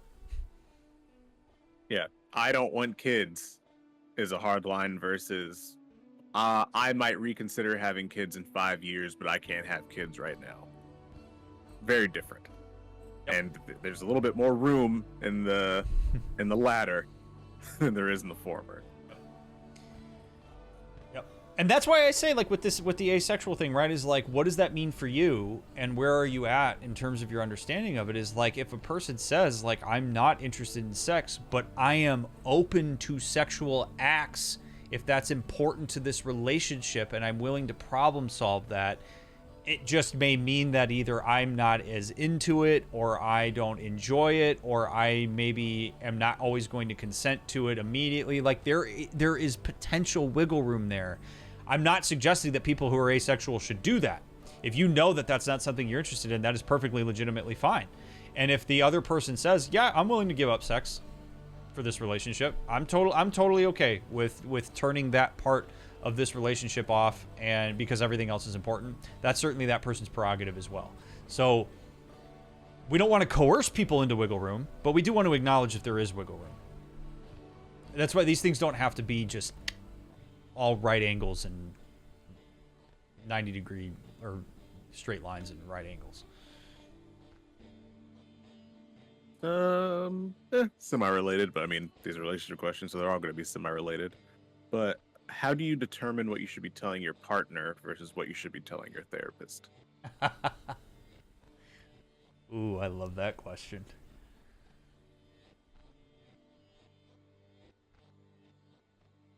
Actually, I'm curious to see how you're going to answer this. I got to think pretty hard on this. I love this question. This is a really, really, really, really good question.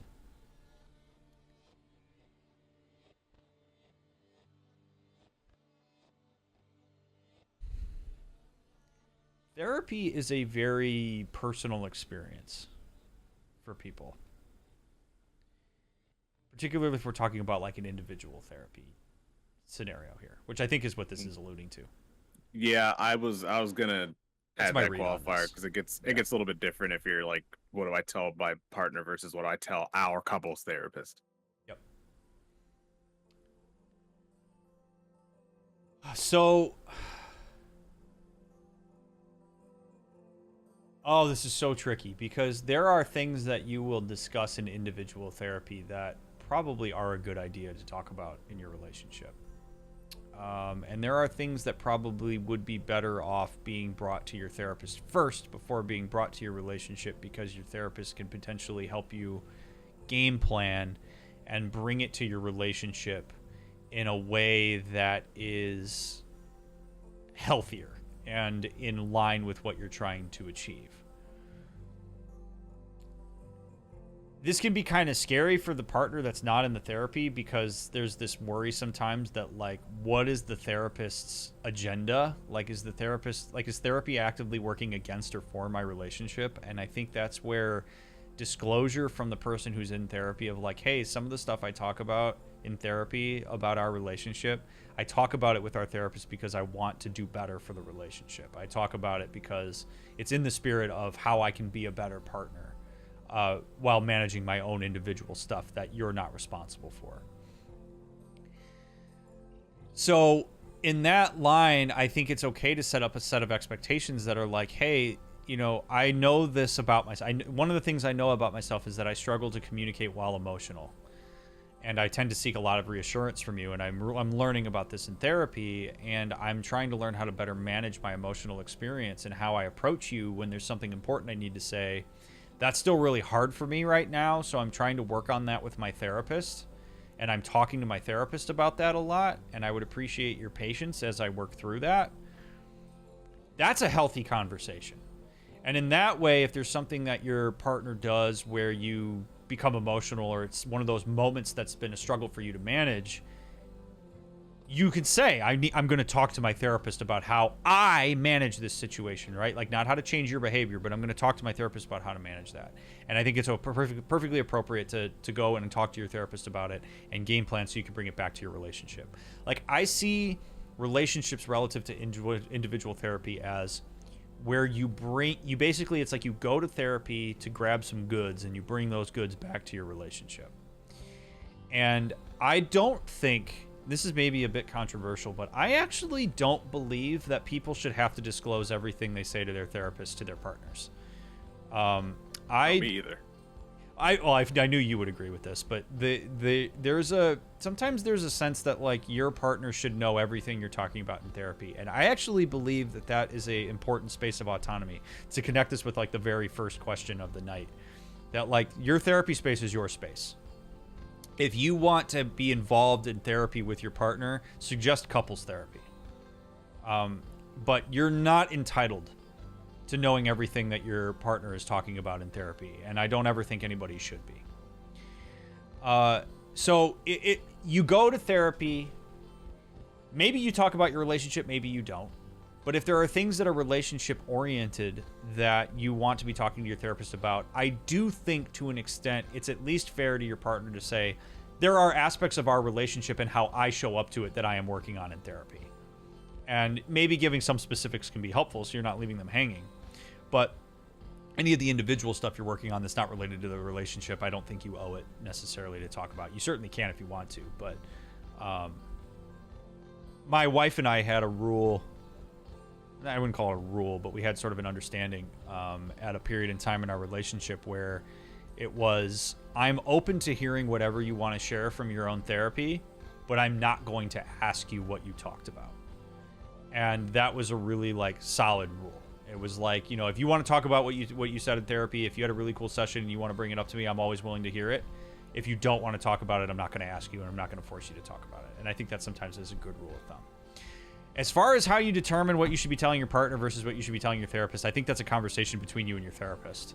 To go back to actually answering this question, if you're struggling with that, say to your therapist, I sometimes have a hard time figuring out what I need to say to my partner versus what I need to say to you first. Do you have any ideas on that? And your therapist can help you problem solve that. I'm struggling how to ask you this because I feel like it's gonna come off as mean to, like, therapists in general, but then I'm also like, does it matter if this is mean? No, it doesn't matter. Just ask it. So I'm just gonna ask it, but I did want to put that qualifier out there.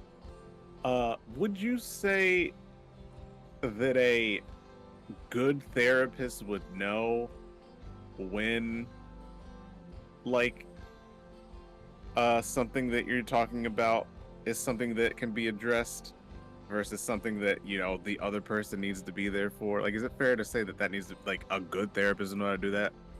Yeah. I don't know why I feel weird about the word good. I've been more careful of my judgment words here lately.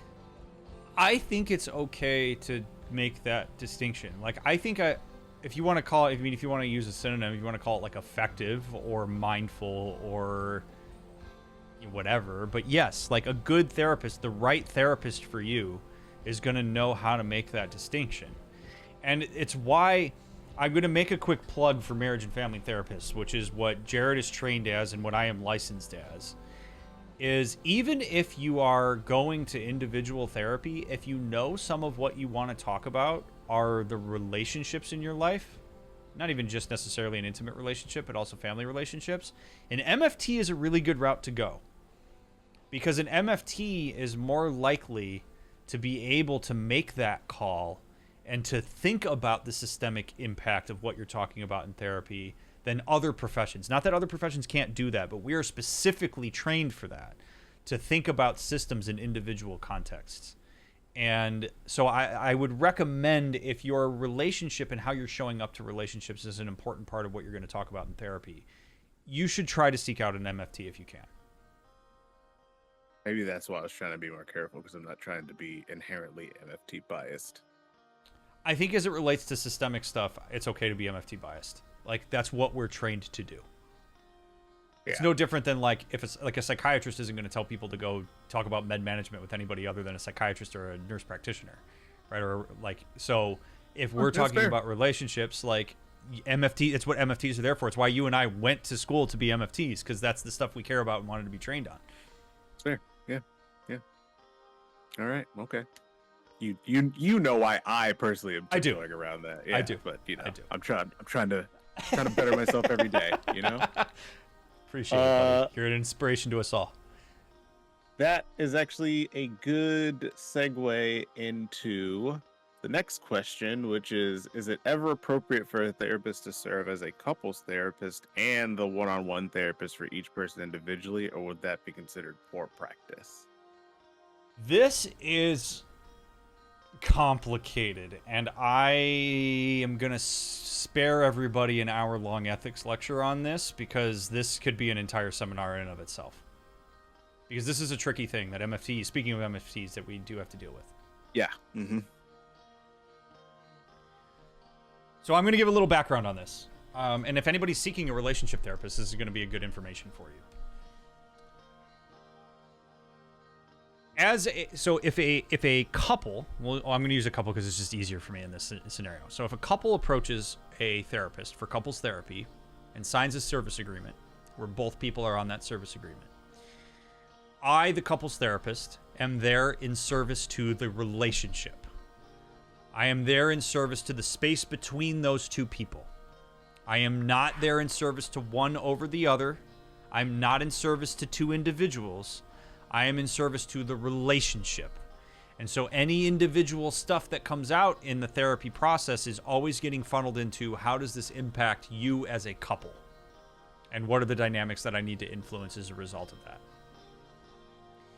There is a model of therapy, of couples therapy out there, where at times the couples therapist may separate the individuals and have individual sessions with them on occasion. There's one in particular called the 4-session model, where you go couple, individual, individual, couple. And every once in a while, there might be an individual session. Those get tricky, because I am actually not an advocate of the 4-session model. I'm not a huge believer in separating people out in couples therapy. Because sometimes as a couples therapist, you get information in individual sessions that, while you might think it's helpful, it actually handcuffs you in the couples context. And I'm not going to go into the details of that. So being a couples therapist and then seeing each individual separately is contraindicated. And what that word essentially means is that it's working against each other. Because if I see person one individually, when I sign a service agreement with an individual, I am in service to that individual, to that individual's needs, goals, regardless of what anybody in their indirect system's needs and goals are. I am in service to that individual person. So now if you're telling me that I am in service to this individual in that way, and this individual in that way, and the relationship, those things don't always align. And now I am massively tied up as a therapist in my ability to be helpful in a couple's context, because sometimes too much information is actually bad for a therapist. So the general standard practice is going to be, if I'm your couples therapist, I'm going to make a referral out for each of you to have your own individual therapist that I could consult with if I need to, that you can sign a release of information with. But I'm not going to do that. Now, there is some very specific circumstances where that may not be the case. There are some circumstances where maybe a person is a couples therapist and also does individual therapy with one of the people in the relationship for very specific purpose. And that purpose is consistently communicated back and forth between the individual and the couple's context. That is a scenario where it might be okay. And that is also something that, again, both people in the couple have to consent to that. Okay, so again, because I am first and foremost in service to the couple. So if one of those people needs to be seen individually for a separate issue that maybe impacts the relationship but not directly, the other person in the couple's relationship has to say, I'm okay with that. I consent to the fact that you're doing that. And there is a set of expectations that you have to describe as a therapist about what that means and all this stuff. It gets very complicated. So, in summary, couples therapist and individual therapist for both people is generally going to be seen as poor practice. It's not necessarily, I can't go as far as to say it's unethical, because there may be very specific situations where that actually is okay, but it is generally not going to facilitate a useful experience for people. Dr. Mick, my partner wants me to come in for a couple of check-in sessions with their therapist. It feels weird. Is that something that therapists do? Yes. But if you're going to do that, if you're the proxy, like if you're the outside person and you're going to join those sessions, you need to know, and again, a good therapist is going to tell you this, you are not there as a client. You are there as a proxy to the work of the client. So if there's a specific skill that, like, say I'm working with somebody individually, and there's a specific skill that they're working on, maybe it's initiation about difficult topics, and that person says, I really want to practice it, but I really want you there to help me do this well. We can game plan that, and then maybe we invite that person's partner into the therapy context, and the first thing I'm saying to that person in that context is, I am here as my client's therapist, and so I'm not going to be doing any sort of assessment. I'm not going to be doing any kind of couples intervention. I'm not here as your therapist, person who is joining us for maybe 1 or 2 sessions. I'm here to facilitate this very specific process for my client. And that is something that is going to be okay. If a person is seeing a therapist individually for a long time and then says, you know what, I actually think you would be better served as my couples therapist, and wants to make that transition, that's also complicated, because I have a whole bunch of background and individual information for that person that puts the other person in a one-down position when we start couples. Now, if that person gives explicit consent and is aware of what that means and is okay with that and is willing to get caught up, depending on circumstance, that might be okay.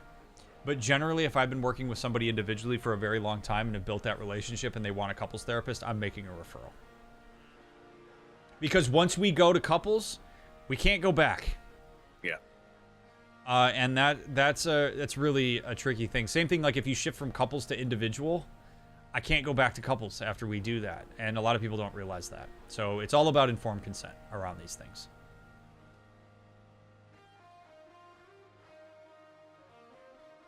Anything else? Nope. All right. It's a good question just from like an administrative aspect of things. And do you want to give like a 1 hour warning, or is it 30-minute warning? We're a hard out at 12:30. So we're gonna keep taking questions up until it feels like we're gonna hit the 12:30 mark, and then we're gonna go. I'm gonna also just use this really quick as a moment to just say to everybody who's here live on the live stream Twitch side, thank you all for being here.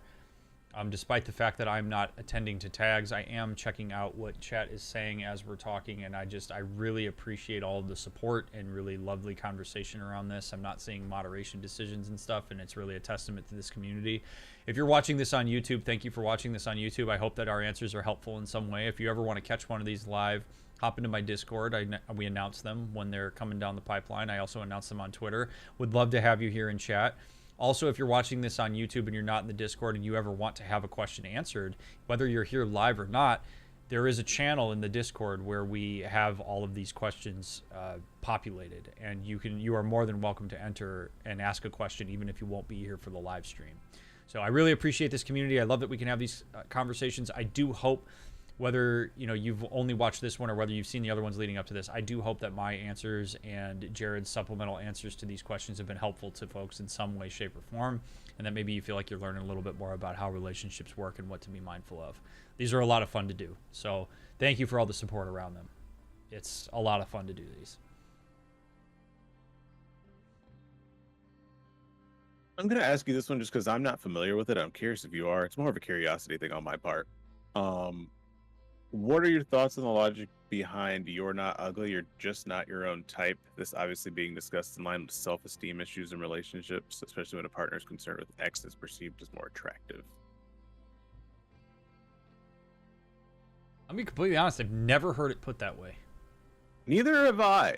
I was trying to see if this is like a phrase or a turn of phrase that you are familiar with, and I think I get what it's saying, but I've never heard it. Yeah, I haven't either. So, boy, this is an interesting one because we shoot straight here. So we're gonna be honest. Attractiveness is a very real factor, and there is quantifiable, like, physically attractive versus more unattractive. Like, we know this to be the case. Like, to say everybody is on an equal level of physical attractiveness is really a disservice to the broad spectrum of physical attractiveness. Now, that's in more of an objective sense. People have subjective things that they are attracted to, and what might be attractive to one person isn't attractive to another person, and that's totally okay. But we do know, right, that there are metrics from an evolutionary perspective that humans look for in other humans physiologically and see as ideal. And that's just our biology and the psychology that comes along with it. Yeah.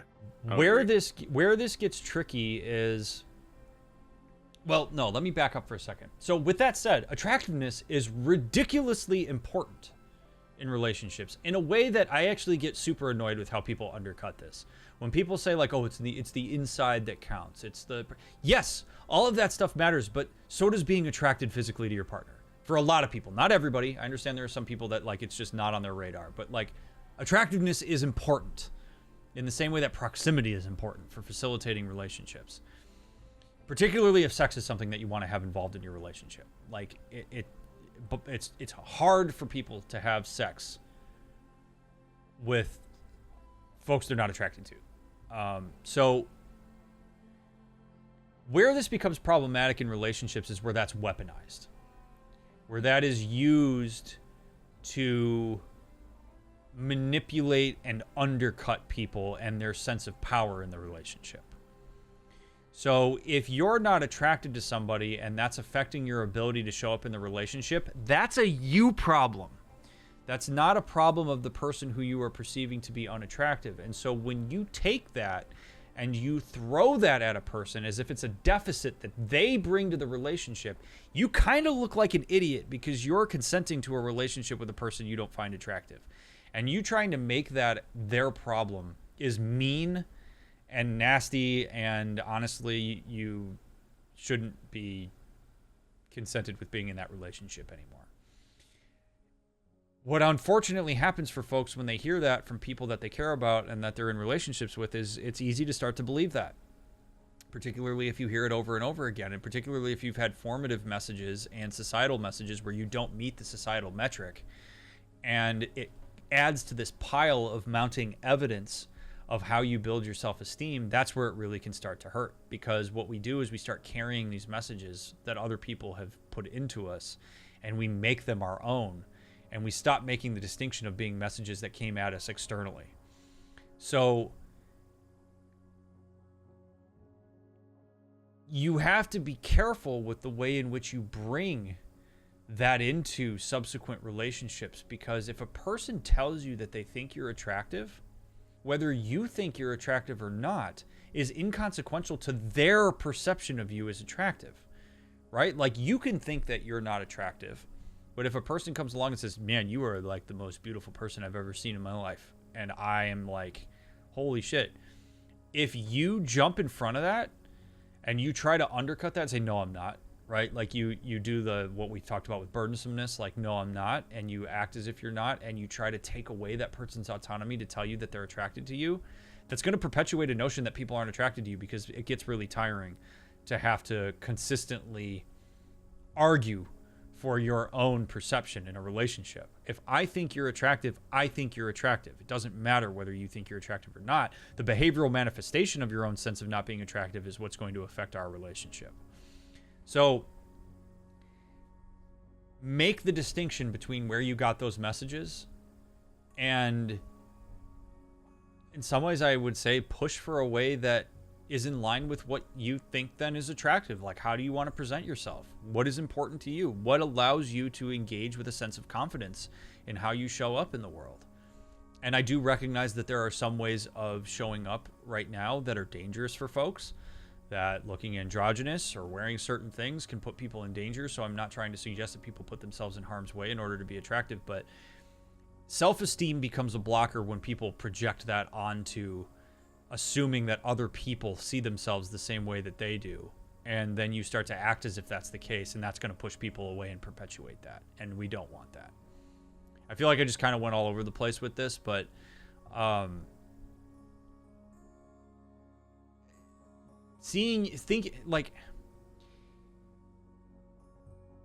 people say things like, I outkicked my coverage, my partner's more attractive than me, like, that sometimes is like this thing that puts people into a manufactured one down position as it relates to power. That person's consenting to being with you. That person has decided that in some way, shape, or form, you are attractive to them by virtue of being in a relationship with you. And it's important to allow them to have that. Yeah. I actually never heard it put that way. I like that a lot. Like, it is important to let that person have that, because I don't know, why would you take that away from them? Yeah, I mean, it's self-esteem is an important thing that people bring to their relationships, but a quick word on self-esteem. Self-esteem is learned. Self-esteem is not something that people just come out and have. Like, you're not just like, it's not like a dartboard and you throw a dart at it when you come out of the womb and you're a person. Like, self-esteem is something that is the product of messages you hear and internalize over time.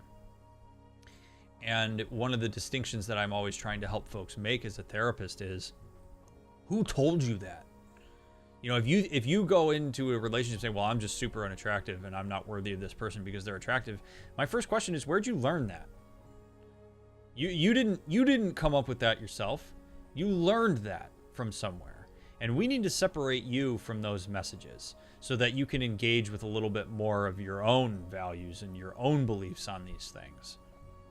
And if you do, at the end of the day, if we decide that you do actually believe that you're unattractive, then we need to talk about what the implications of that are for how you're going to show up to a relationship and when you're going to put out into the relationship as a result of that. And how do we want to maybe alter your interactions relative to that?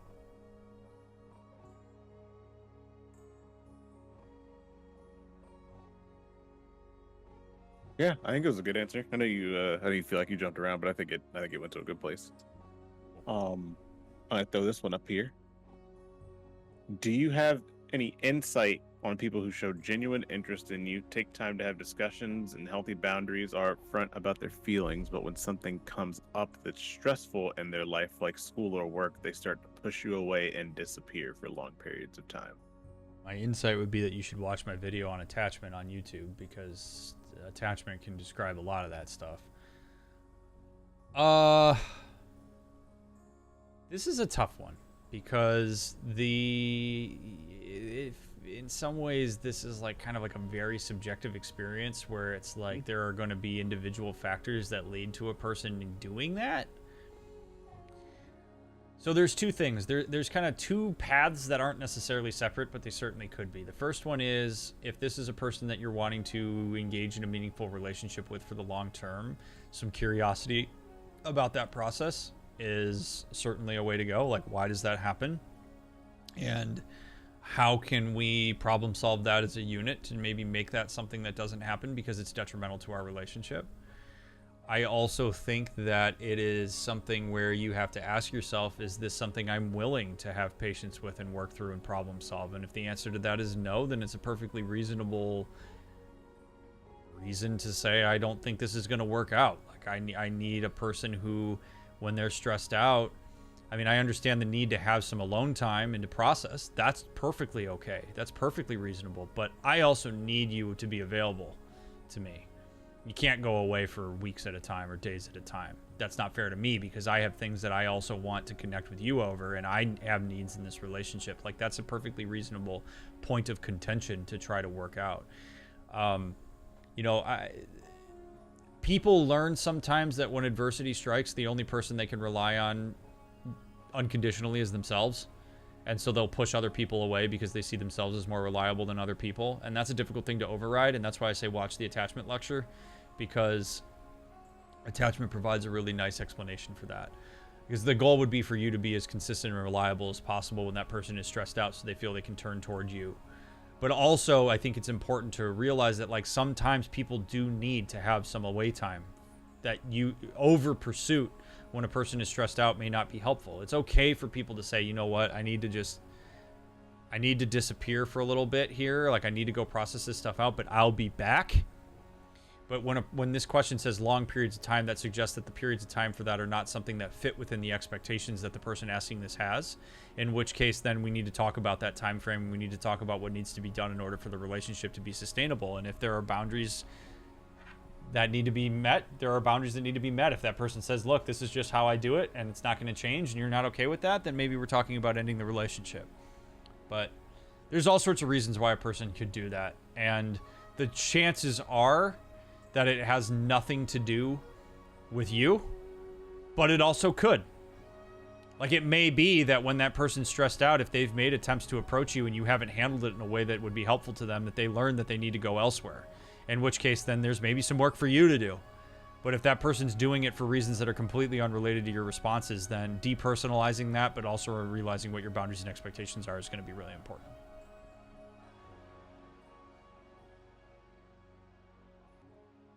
Yeah, I'd agree. I think, well, it's all related, so I'm going to go with this one next. How do you open up to your partner about past trauma while also keeping yourself feeling secure?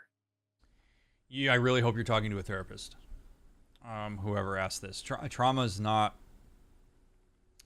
an easy thing to bring into relationships. It is, as I say every time trauma comes up, trauma is an unfair proposition for people who experience it, because you're left to manage it and have to learn how it impacts your relationships, and it's not fair. But also the reality is it's there and it does affect it. Disclosure of trauma is incredibly vulnerable. This is a hard one to answer without knowing what the specific trauma is, but disclosing trauma is incredibly vulnerable. and in some ways, from a trauma perspective, can be risky. So this idea of keeping yourself feeling secure while you're disclosing trauma is a bit of an odd goal, because you're inherently going to feel insecure in doing that because of how vulnerable it is, just by nature of what trauma is. So again, what I think this question is asking is, how do I disclose trauma to my partner and receive a response from them that's consistent and reliable enough that I'm glad that I disclosed it to them? And that's the risk you take, is that person may not know how to respond to it. And it may be a lot for them. And sometimes that can feel very personal, and it can feel like like that person is hurting you by saying that they don't know how to handle this. And that may not even be the case. It may be that they just don't know what to do. So if you've experienced trauma that is significantly impacting your relationships, particularly to a point that you want to disclose what that trauma is and how it's affecting them, I really do encourage you to talk to a therapist to help figure out how to disclose that and how to set up a scenario and environment where you are more likely to be successful in doing that. And it may be that you bring that person into your therapy sessions, and your therapist helps you disclose that in a way that's meaningful and helps that person receive that information in a way that's like easier for them to manage than they might if left to their own devices. So also, I do want to add that, like, sometimes when people have experienced trauma in the past, they feel this really immense sense of pressure that they have to disclose the trauma in their relationship that happened. I don't think that's necessarily true, especially if the traumatic experience doesn't impact the relationship itself. If the manifestation of that trauma and the reactions to that trauma are something that impacts the relationship in any kind of way, then at that point I think we're starting to talk about, like, yeah, how can we make this known so that person can empathize and also work with you to understand what that means. I would say this not just about trauma. I say this about depression, anxiety, really any kind of mental illness. If that person that you disclose it to decides that they're not able or willing to be patient with that and to manage that and to have that included as part of the relationship, and they say, you know what, I don't think this relationship's going to work out, it's okay for them to do that. Sometimes there's this sense that people should just have to hang in there with mental illness or with trauma because that's what they sign up for by being in the relationship, and that's not always true.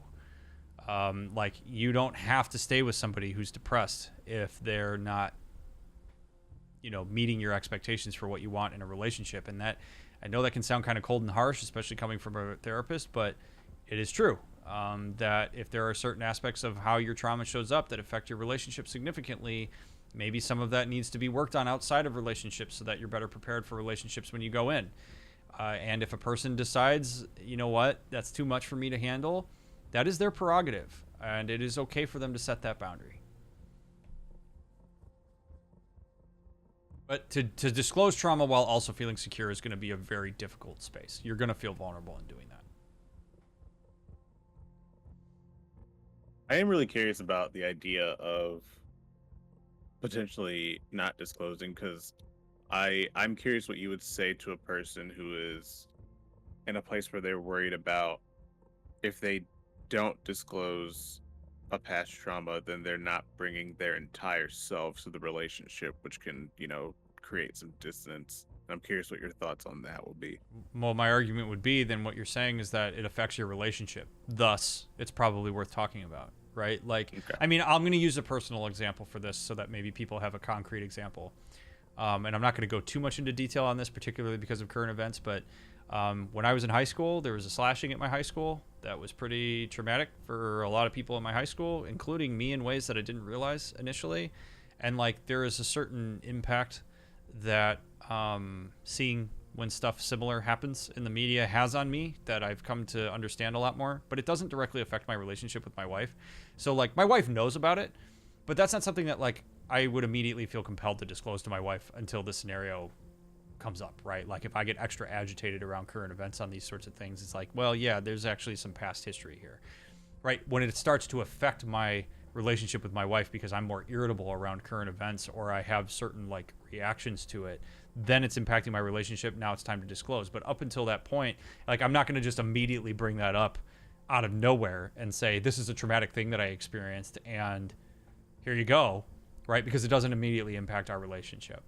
So that's what I mean when we talk about these things. Like, it's sometimes we don't know the way that trauma is going to impact a relationship until it impacts a relationship, at which point then, again, that's why if a person has experienced trauma and has experienced adverse effects from that trauma, my hope would be that you're talking to a therapist and learning how to disclose that in your relationship in ways that are going to be effective for you. Okay, cool. Solid answer. I have a new one for you here. I've noticed recently some of my friends have set a huge spotlight on wanting to be in a relationship. I also want to be in one, but not like that. When can you tell that being in a relationship is wanting a partner rather than just feeling lonely?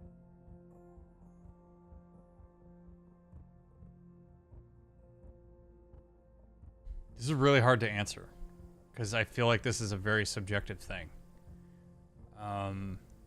Because there's like like as soon as you ask that question, there's a million follow-up questions I want to ask. Which is usually a good indicator to me that this is a hard one for me to answer. Yeah, that's like the number one. Because in some ways, like,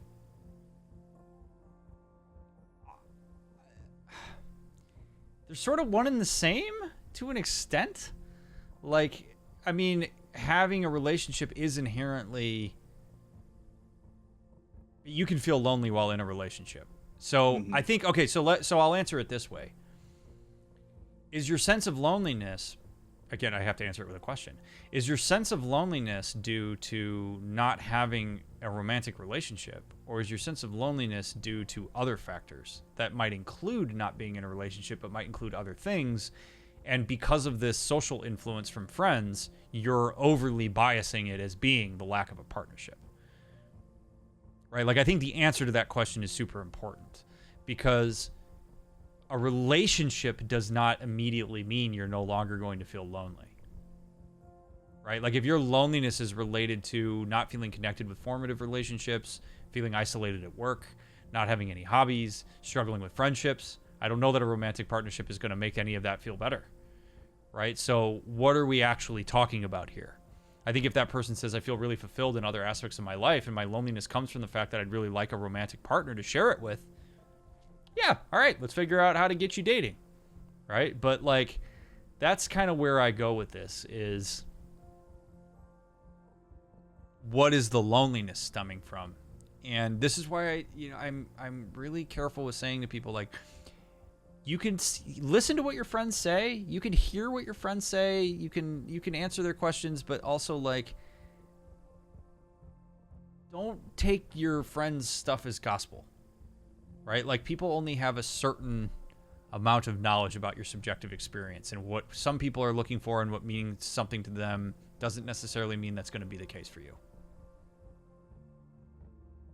I'm going to somewhat hijack this question and give you a Southerner's perspective on it, because I think I know what your answer is going to be, but it might give you maybe a more clear way of answering it.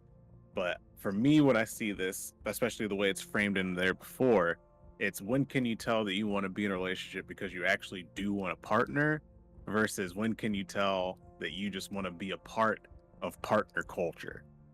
Because, being in certain parts of the country, being single after a certain age is kind of to other people a red flag. Or, why aren't you married yet? Why don't you have a ring on that finger? Why haven't you brought somebody home yet?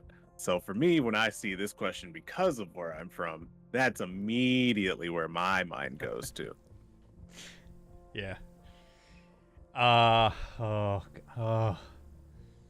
Okay, this is hard. Okay, this is hard for me to answer, because I live out the autonomous white dude trope full bore, right? Mm-hmm. Like, because my initial reaction is to say, screw what anybody else is saying that you should do with your relationship. I don't give a damn. like I'm gonna do my thing and I'm gonna find the relationship that's right for me at the time that's right. Like I don't need to participate in relationship culture. However, I know that puts people on an island in certain spaces, like what you're saying. So there's, but I don't believe, and I would be curious what your reaction to me saying this is. I don't believe that people should make decisions for themselves because of what is expected of them from a wider culture that they don't align with.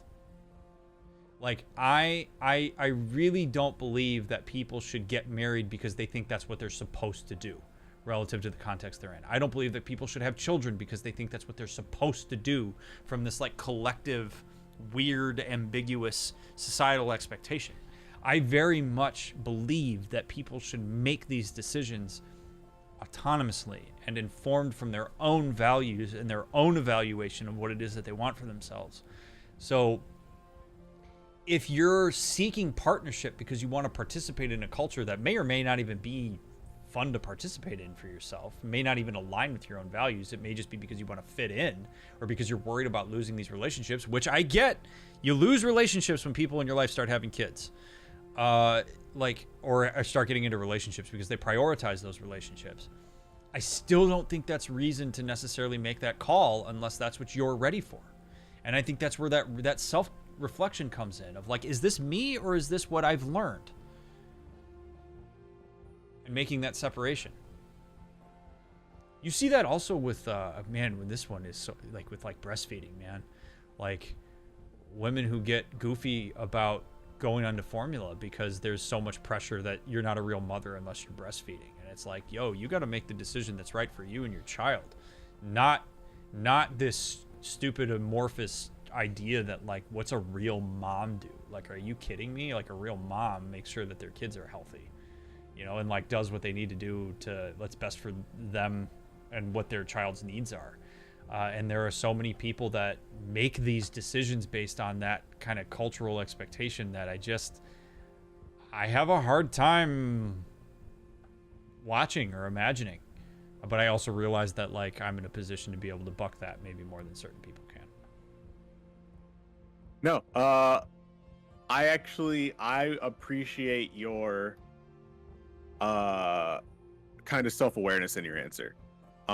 Because I mean, I've also gotten to a point like that with most things, at least like that aspect of my cultural identity where I can be like, fuck them, who cares? And then kiss my grits. But like, I also understand that it might not be as easy to just hit that place, which is what you were saying, because that can lead to a higher level of isolation and whatnot. But I think it's important. The number one thing really is to just sit down and think about, like, am I wanting a actual relationship with a person, or am I wanting a relationship solely for the fact that means that I can now engage with people in a way that I am currently missing out on? Because I would argue that you can, in this very particular scenario, you can have both. But when you rush one to get to the other, it sucks. Yeah. And it ends up becoming a waste of time. So like you might have to, I don't know, struggle feels kind of a lot, but then also could actually be representative of what you're going through. You might have to struggle a bit with the fact that you might miss out on things. You might have FOMO because, people are going on couples retreats, or you might keep going to weddings and your friends aren't giving you plus ones because around here plus ones go to people that you've known for a while. We don't just give plus ones out to randos. So there are going to be things that you are going to experience as a result of that. I think with that comes finding good self-care, potentially maybe even looking for other relationships that are either not bound to the same kind of societal handcuffs as the one that you're currently experiencing, or other people who are maybe potentially going through the same thing that you are. You can kind of find camaraderie in that. That's kind of one of the ways you can get around it. But this, at least for me, like, this is a very, very real thing that happens. The thing that I see now, because of the age that we are, um, parents hang out with parents. Yeah. Parents don't hang out with single people a lot, or parents don't always hang out Child-free people. with child-free people, because they want to have scheduled play dates, they want to have birthday parties and all that stuff. And if you don't have kids, they don't really have time to just hang out with you because they're being parents. So that's another thing, just because of where I'm at in my life, that I see happening a lot. And it can be really, really hard, because that means that you're maybe not losing a relationship every time, but that relationship does suffer because of just the way life has changed. Yep. And that can be hard. Recognizing that it is hard, and recognizing that it's not like weird or overly troublesome that you're feeling those feelings, is also really, really important, because that is actually a very real thing. I agree. But yeah, that's a little bit different for you than it might be for me. And yeah, no, I mean, totally. It's I appreciate that we can read the same question and see something completely different. And also, we could have gotten it completely wrong. This is probably gonna be our last one of the night. Right. People talk about the idea of chosen family, but I'm not really sure how those kinds of close relationships actually happen. Any thoughts on how those kinds of deep platonic relationships form? How does one form them? Well, they're formed mutually. It's not a one-sided thing. So it's not like one person pushes for it and then it happens. Healthy relationships happen, well, in a couple ways. First of all, the pathway to intimacy is self-disclosure. So when people disclose things about themselves, it's vulnerable, it's intimate, there's an evolutionary explanation for that. But essentially, like when you self-disclose, that's how you build intimacy with people. I also think curiosity about people and their experiences is another way to start facilitating connection at the outset with folks, and like trying to understand them better and knowing where they come from, why they make the decisions they make, why they show up in the ways that they do. One of the, I think, best indications at the outset of a relationship to determine whether it's something that has the potential to go deeper is if you are initially engaging with a person and you're asking them questions, and you come to a natural conclusion in terms of their answer to those questions. If that person reciprocates by asking you a question, that's engagement.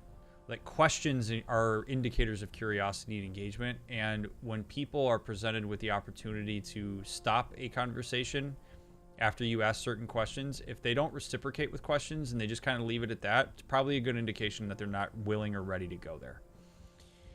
Just as a sort of initial thing with these types of relationships, but they form over time. They don't happen immediately. Jared and I are a perfect example of this.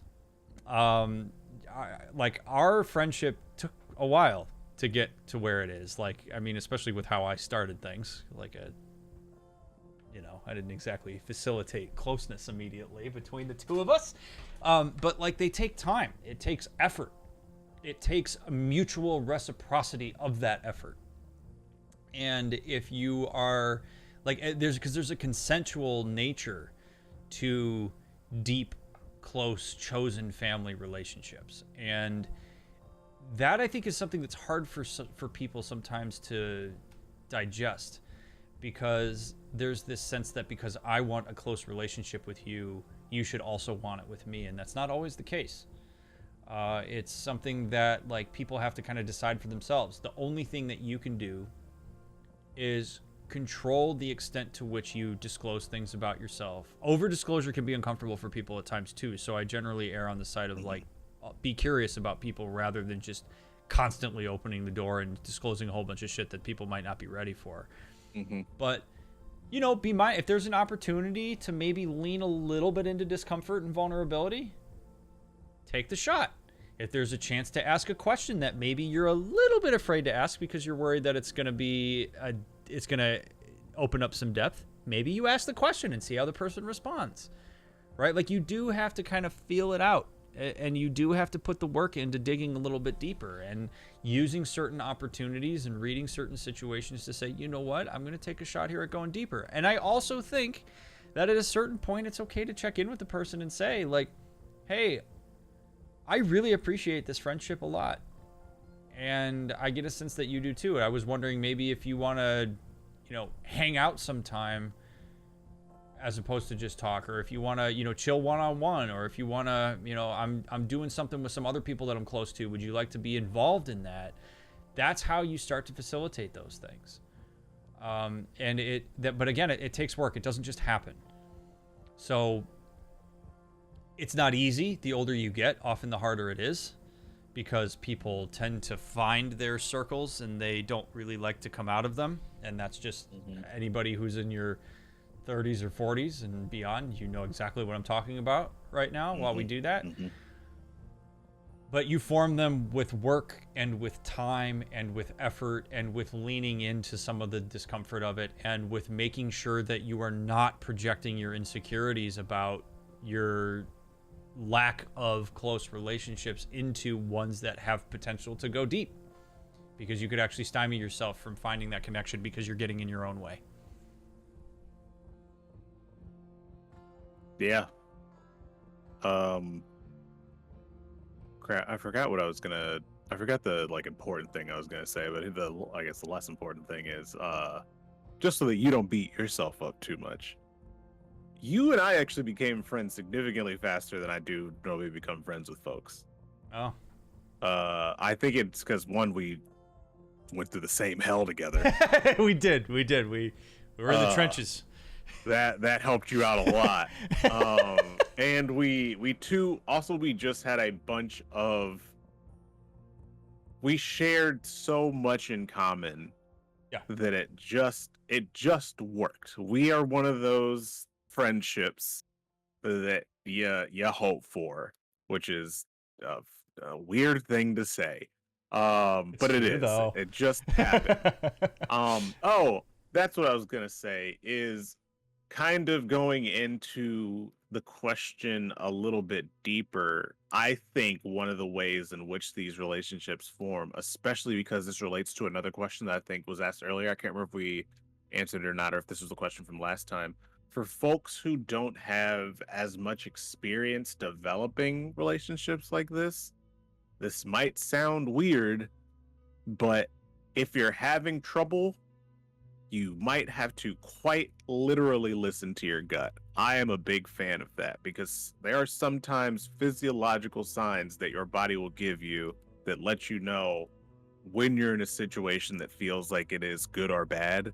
And then as you go along and have more of those experiences, you'll kind of be able to tell more, or at least more clearly, what your body is trying to say to you. Like, I still use my gut on things, and like I spend a lot of money figuring out how to read people in a variety of different ways, but sometimes it comes right down to, like, my body's telling me something about this is good, or my body's telling me something about this is bad, so I'm going to listen to that. And then you can kind of dive deeper into that later. So if you're somebody who's never really done this, or somebody who doesn't have as much experience doing it, sometimes it really is just as simple as that. You meet somebody, you talk to them, your gut telling you they are a good person that you want to spend more time with.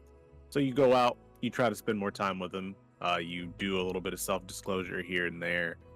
For me personally, and I think this is just kind of how I was raised, both in my own home and culturally, I think it's okay if it feels like those relationships are taking a long time to form. For me, now that I am older and I've looked at it at a different lens, one of the reasons why it takes so long for me to form relationships that are deep like this comes from a place of safety.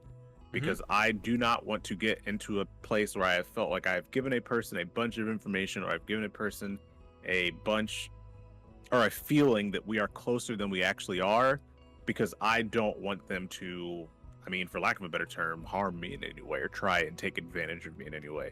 Not that I think that they could. Honestly, I just don't feel like dealing with the headache, because why would I? So it's easier for me to take a long time to form that relationship. So if you are somebody who is coming from that as well, it's okay to take time to form these relationships if you want to make sure that you're still safe. I would crap. There was one more thing. You go. I would say like it's the differences. I mean, there's an interesting difference I think between the two of us on that, because like, and maybe this brings up a bigger point of like asking yourself, if it does take you a while, why does it take you a while? For me, rather than safety, for me it's effort. Because I mean, you know this very well. Like, I like, for me to maintain long-term relationships, like it's a lot of effort, and for me to try to bring people into a circle is more effort at this point in my life than I really am willing to put in. Like I'm pretty slippery as it relates to like new relationships. Like I like my wife.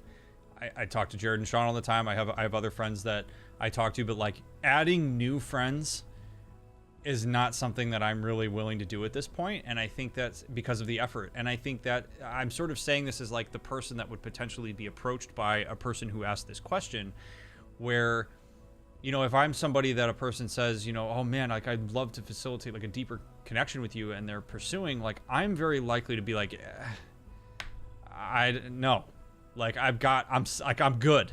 Like I don't need this extra time and effort into this relationship, and I'm okay with that. I understand it at this point, and like there's maybe an exception here or there, but that's why I say like it has to be mutual, because if a person's not willing to bring that and they're honest with you about it, then move on to somebody else. Whereas if you're talking about somebody, you know, like in your case, Jared, where you're saying safety, like that's different than like I'm not willing to do it at all. It's just this is going to need to go slow because I need to make sure that this is safe for me. And for me, it would be like I need to make sure this is worth the effort. So people have different values as it relates to what they bring to these types of deep relationships, and understanding that and getting to know that is important. And the thing I was going to say was just to echo something that you said. Something that really helps facilitate these relationships is making it known when you appreciate something that someone does. So like, let's say you are potentially in the midst of forming like one of these chosen family relationships. Let's say after work or something, you meet up, you hang out for a little bit, spend like 2 hours talking, just like hanging out at maybe their house or something like that, or hanging out at a bar, and you have maybe not even that deep a conversation, but just really good conversation. And when you leave, you just say, hey, I appreciated this. This was great. Thanks for doing this. So even small things just like that, although it might seem very big for someone else, and I can fully understand that too, because that can be a real big social drain to be able to admit something like that. But things like that will help facilitate the growth and the advancement of the relationship. So you don't want to do it too much, because that can also come off a number of different ways, but doing it here and there is good. Well, but you take, so like in line with that though, like I think that kind of also it lines up with taking chances every once in a while, right? Yeah. Like, I mean, I can think of like, I mean, I know I keep using you and me as an example, but like I can think of like, you know, a couple times where like you or I would say, hey, do you want to go get lunch?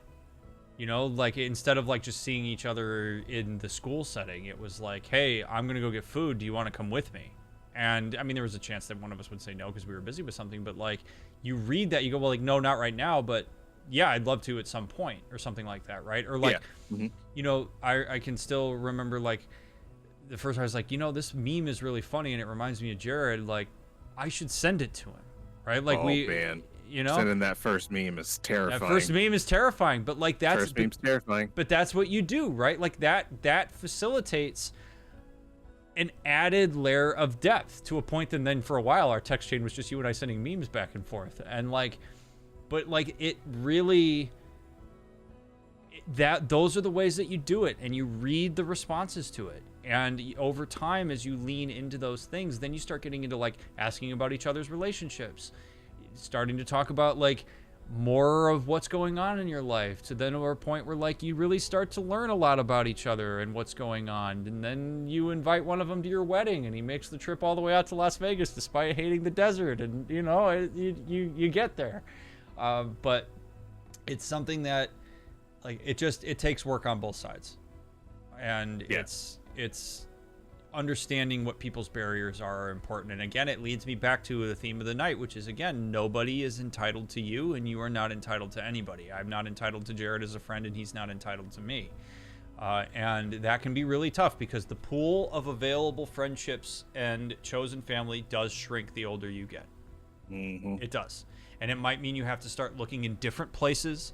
It might mean that you have to become a little bit more creative with where you find those connections. That is a reality of it. We can hate it all we want, but I'm a big believer in working with reality rather than trying to mentally manipulate it into something else. Like, you got to work with the known factors that you have. And the older you get, the harder it is. And it means that it's probably going to take more effort. And then people have to make that decision of, is it worth the effort? Or do I make the trade-off? And say, you know what, I'm not going to pursue these types of relationships anymore. I'm going to focus on my own interests and maybe they'll happen. It's not an easy space. I know it's easier for us to sit here and say that as, you know, people who have fulfilling relationships in our lives, but like that is something that people have to come to terms with sometimes. Yeah, I mean, you and I's relationship was easy, but I mean, you and I both have, I'm sure, relationships in which we worked for them. Yep. This one wasn't a lot of work. Me and Sean wasn't a lot of work, but there are plenty of relationships I can think back to how hard it was for me to become friends with that person, and I wanted to be friends with that person, so like I put in the work, I did the pursuing and all that stuff, and it sucked, but now they're a good friend. Yeah, you know, it's funny because I've long, I mean, I know it's kind of I say it tongue in cheek to some extent at this point, but like I'm a person that has to be pursued generally. But what's kind of funny is like I would say that you and Sean are actually two exceptions to that, where I did feel myself wanting to like facilitate that, and it was a lot different for me. And that was actually a good metric for me, that these, you know, that you and Sean or whatever are people that I want to, like, that maybe there's more there because I felt that desire to push for it, which again is part of that listening to what your body is saying, like, because usually my response is nope, as opposed to like, oh yeah, like let me see. My wife's another example of that too. I pursued my wife, and like that was different. I was like, holy shit, I'm not normally doing this. What is this about? Right? So like it's a good way to listen to yourself and some of those anomalous experiences. Yeah, trust that gut. Yes, sir. That was our last one for this one. Good timing and everything. Chat, if you or YouTube, if you're watching this, I highly recommend, if you want, we will do a part 4. It'll be a while before we do it, but if you have any more additional relationship questions, if you go to the Discord, there's a link down below in the description on YouTube and also down in the info or in the links that are in chat here on Twitch. If you come into the Discord, make sure you become Coconut Man approved. It means you have to read all of the disclaimers, rules, and FAQs in order to get access to the server. But there is a relationship QA channel that you can ask questions in. Jared, you're welcome to put them in. If you wake up in the middle of the night at 2 a.m. and you have a question, pop into Discord and put it in there, and we'll answer it on the next time around. The next time we do this, we're going to do it on parenting, so I'm going to open up a new channel for people to be able to ask questions on that. Jared and I will figure out when we're going to schedule it. It'll likely be on another Tuesday night again. But I do hope, again, those of you that have been here live, or those of you that are watching this on YouTube, I do hope that these videos are meaningful to you. One of the best ways that you can support this stream and these events that we do is to share them, tell people about them, let them know the impact that they've had.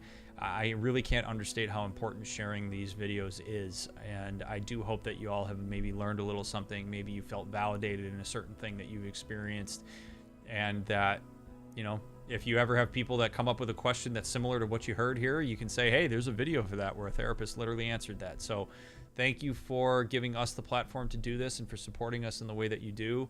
Another big thanks to Jared for his willingness to stay up into the wee hours in the morning to facilitate this and to be the driver of this. I really do appreciate it. and all of you for being an amazing community that continues to make it worth our time to do these things. Speaking of effort, this is worth the effort for me. So thank you for all being a part of this. Yeah, thanks. I have nothing else to add. That was a great outro. I also enjoy doing these. Glad to be here. No, the next one will be fun. Yes, it will. It's going to be very interesting. One of the most polarizing TikToks I ever had was about parenting. Yep. So, all right. So I'm going to make this as a mark just so Sean knows for where to end it. I'm going to say really quick before I go again, chat, make sure that you want to post the links here in chat again. Make sure that you follow me on all the other stuff. If you haven't already, check out the merch store. New album is dropping on Friday. I'm really excited about that. And again, a really, really, really, really, really awesome, cool thing is happening tomorrow morning that I am going to be really excited to share with all of you in the coming weeks. It's going to be pretty awesome. So, y'all are fabulous. I'm going to take us to the outro here, but first, let's see where we're going to send our love tonight. Where are we sending the vibes?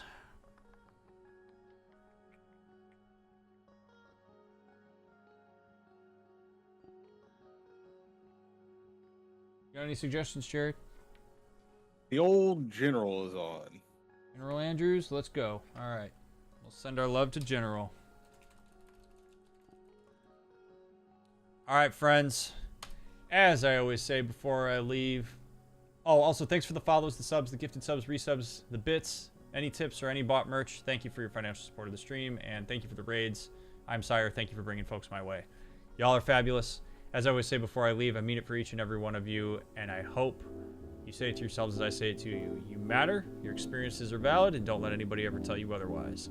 Have a wonderful morning, afternoon, evening, or night, wherever you are.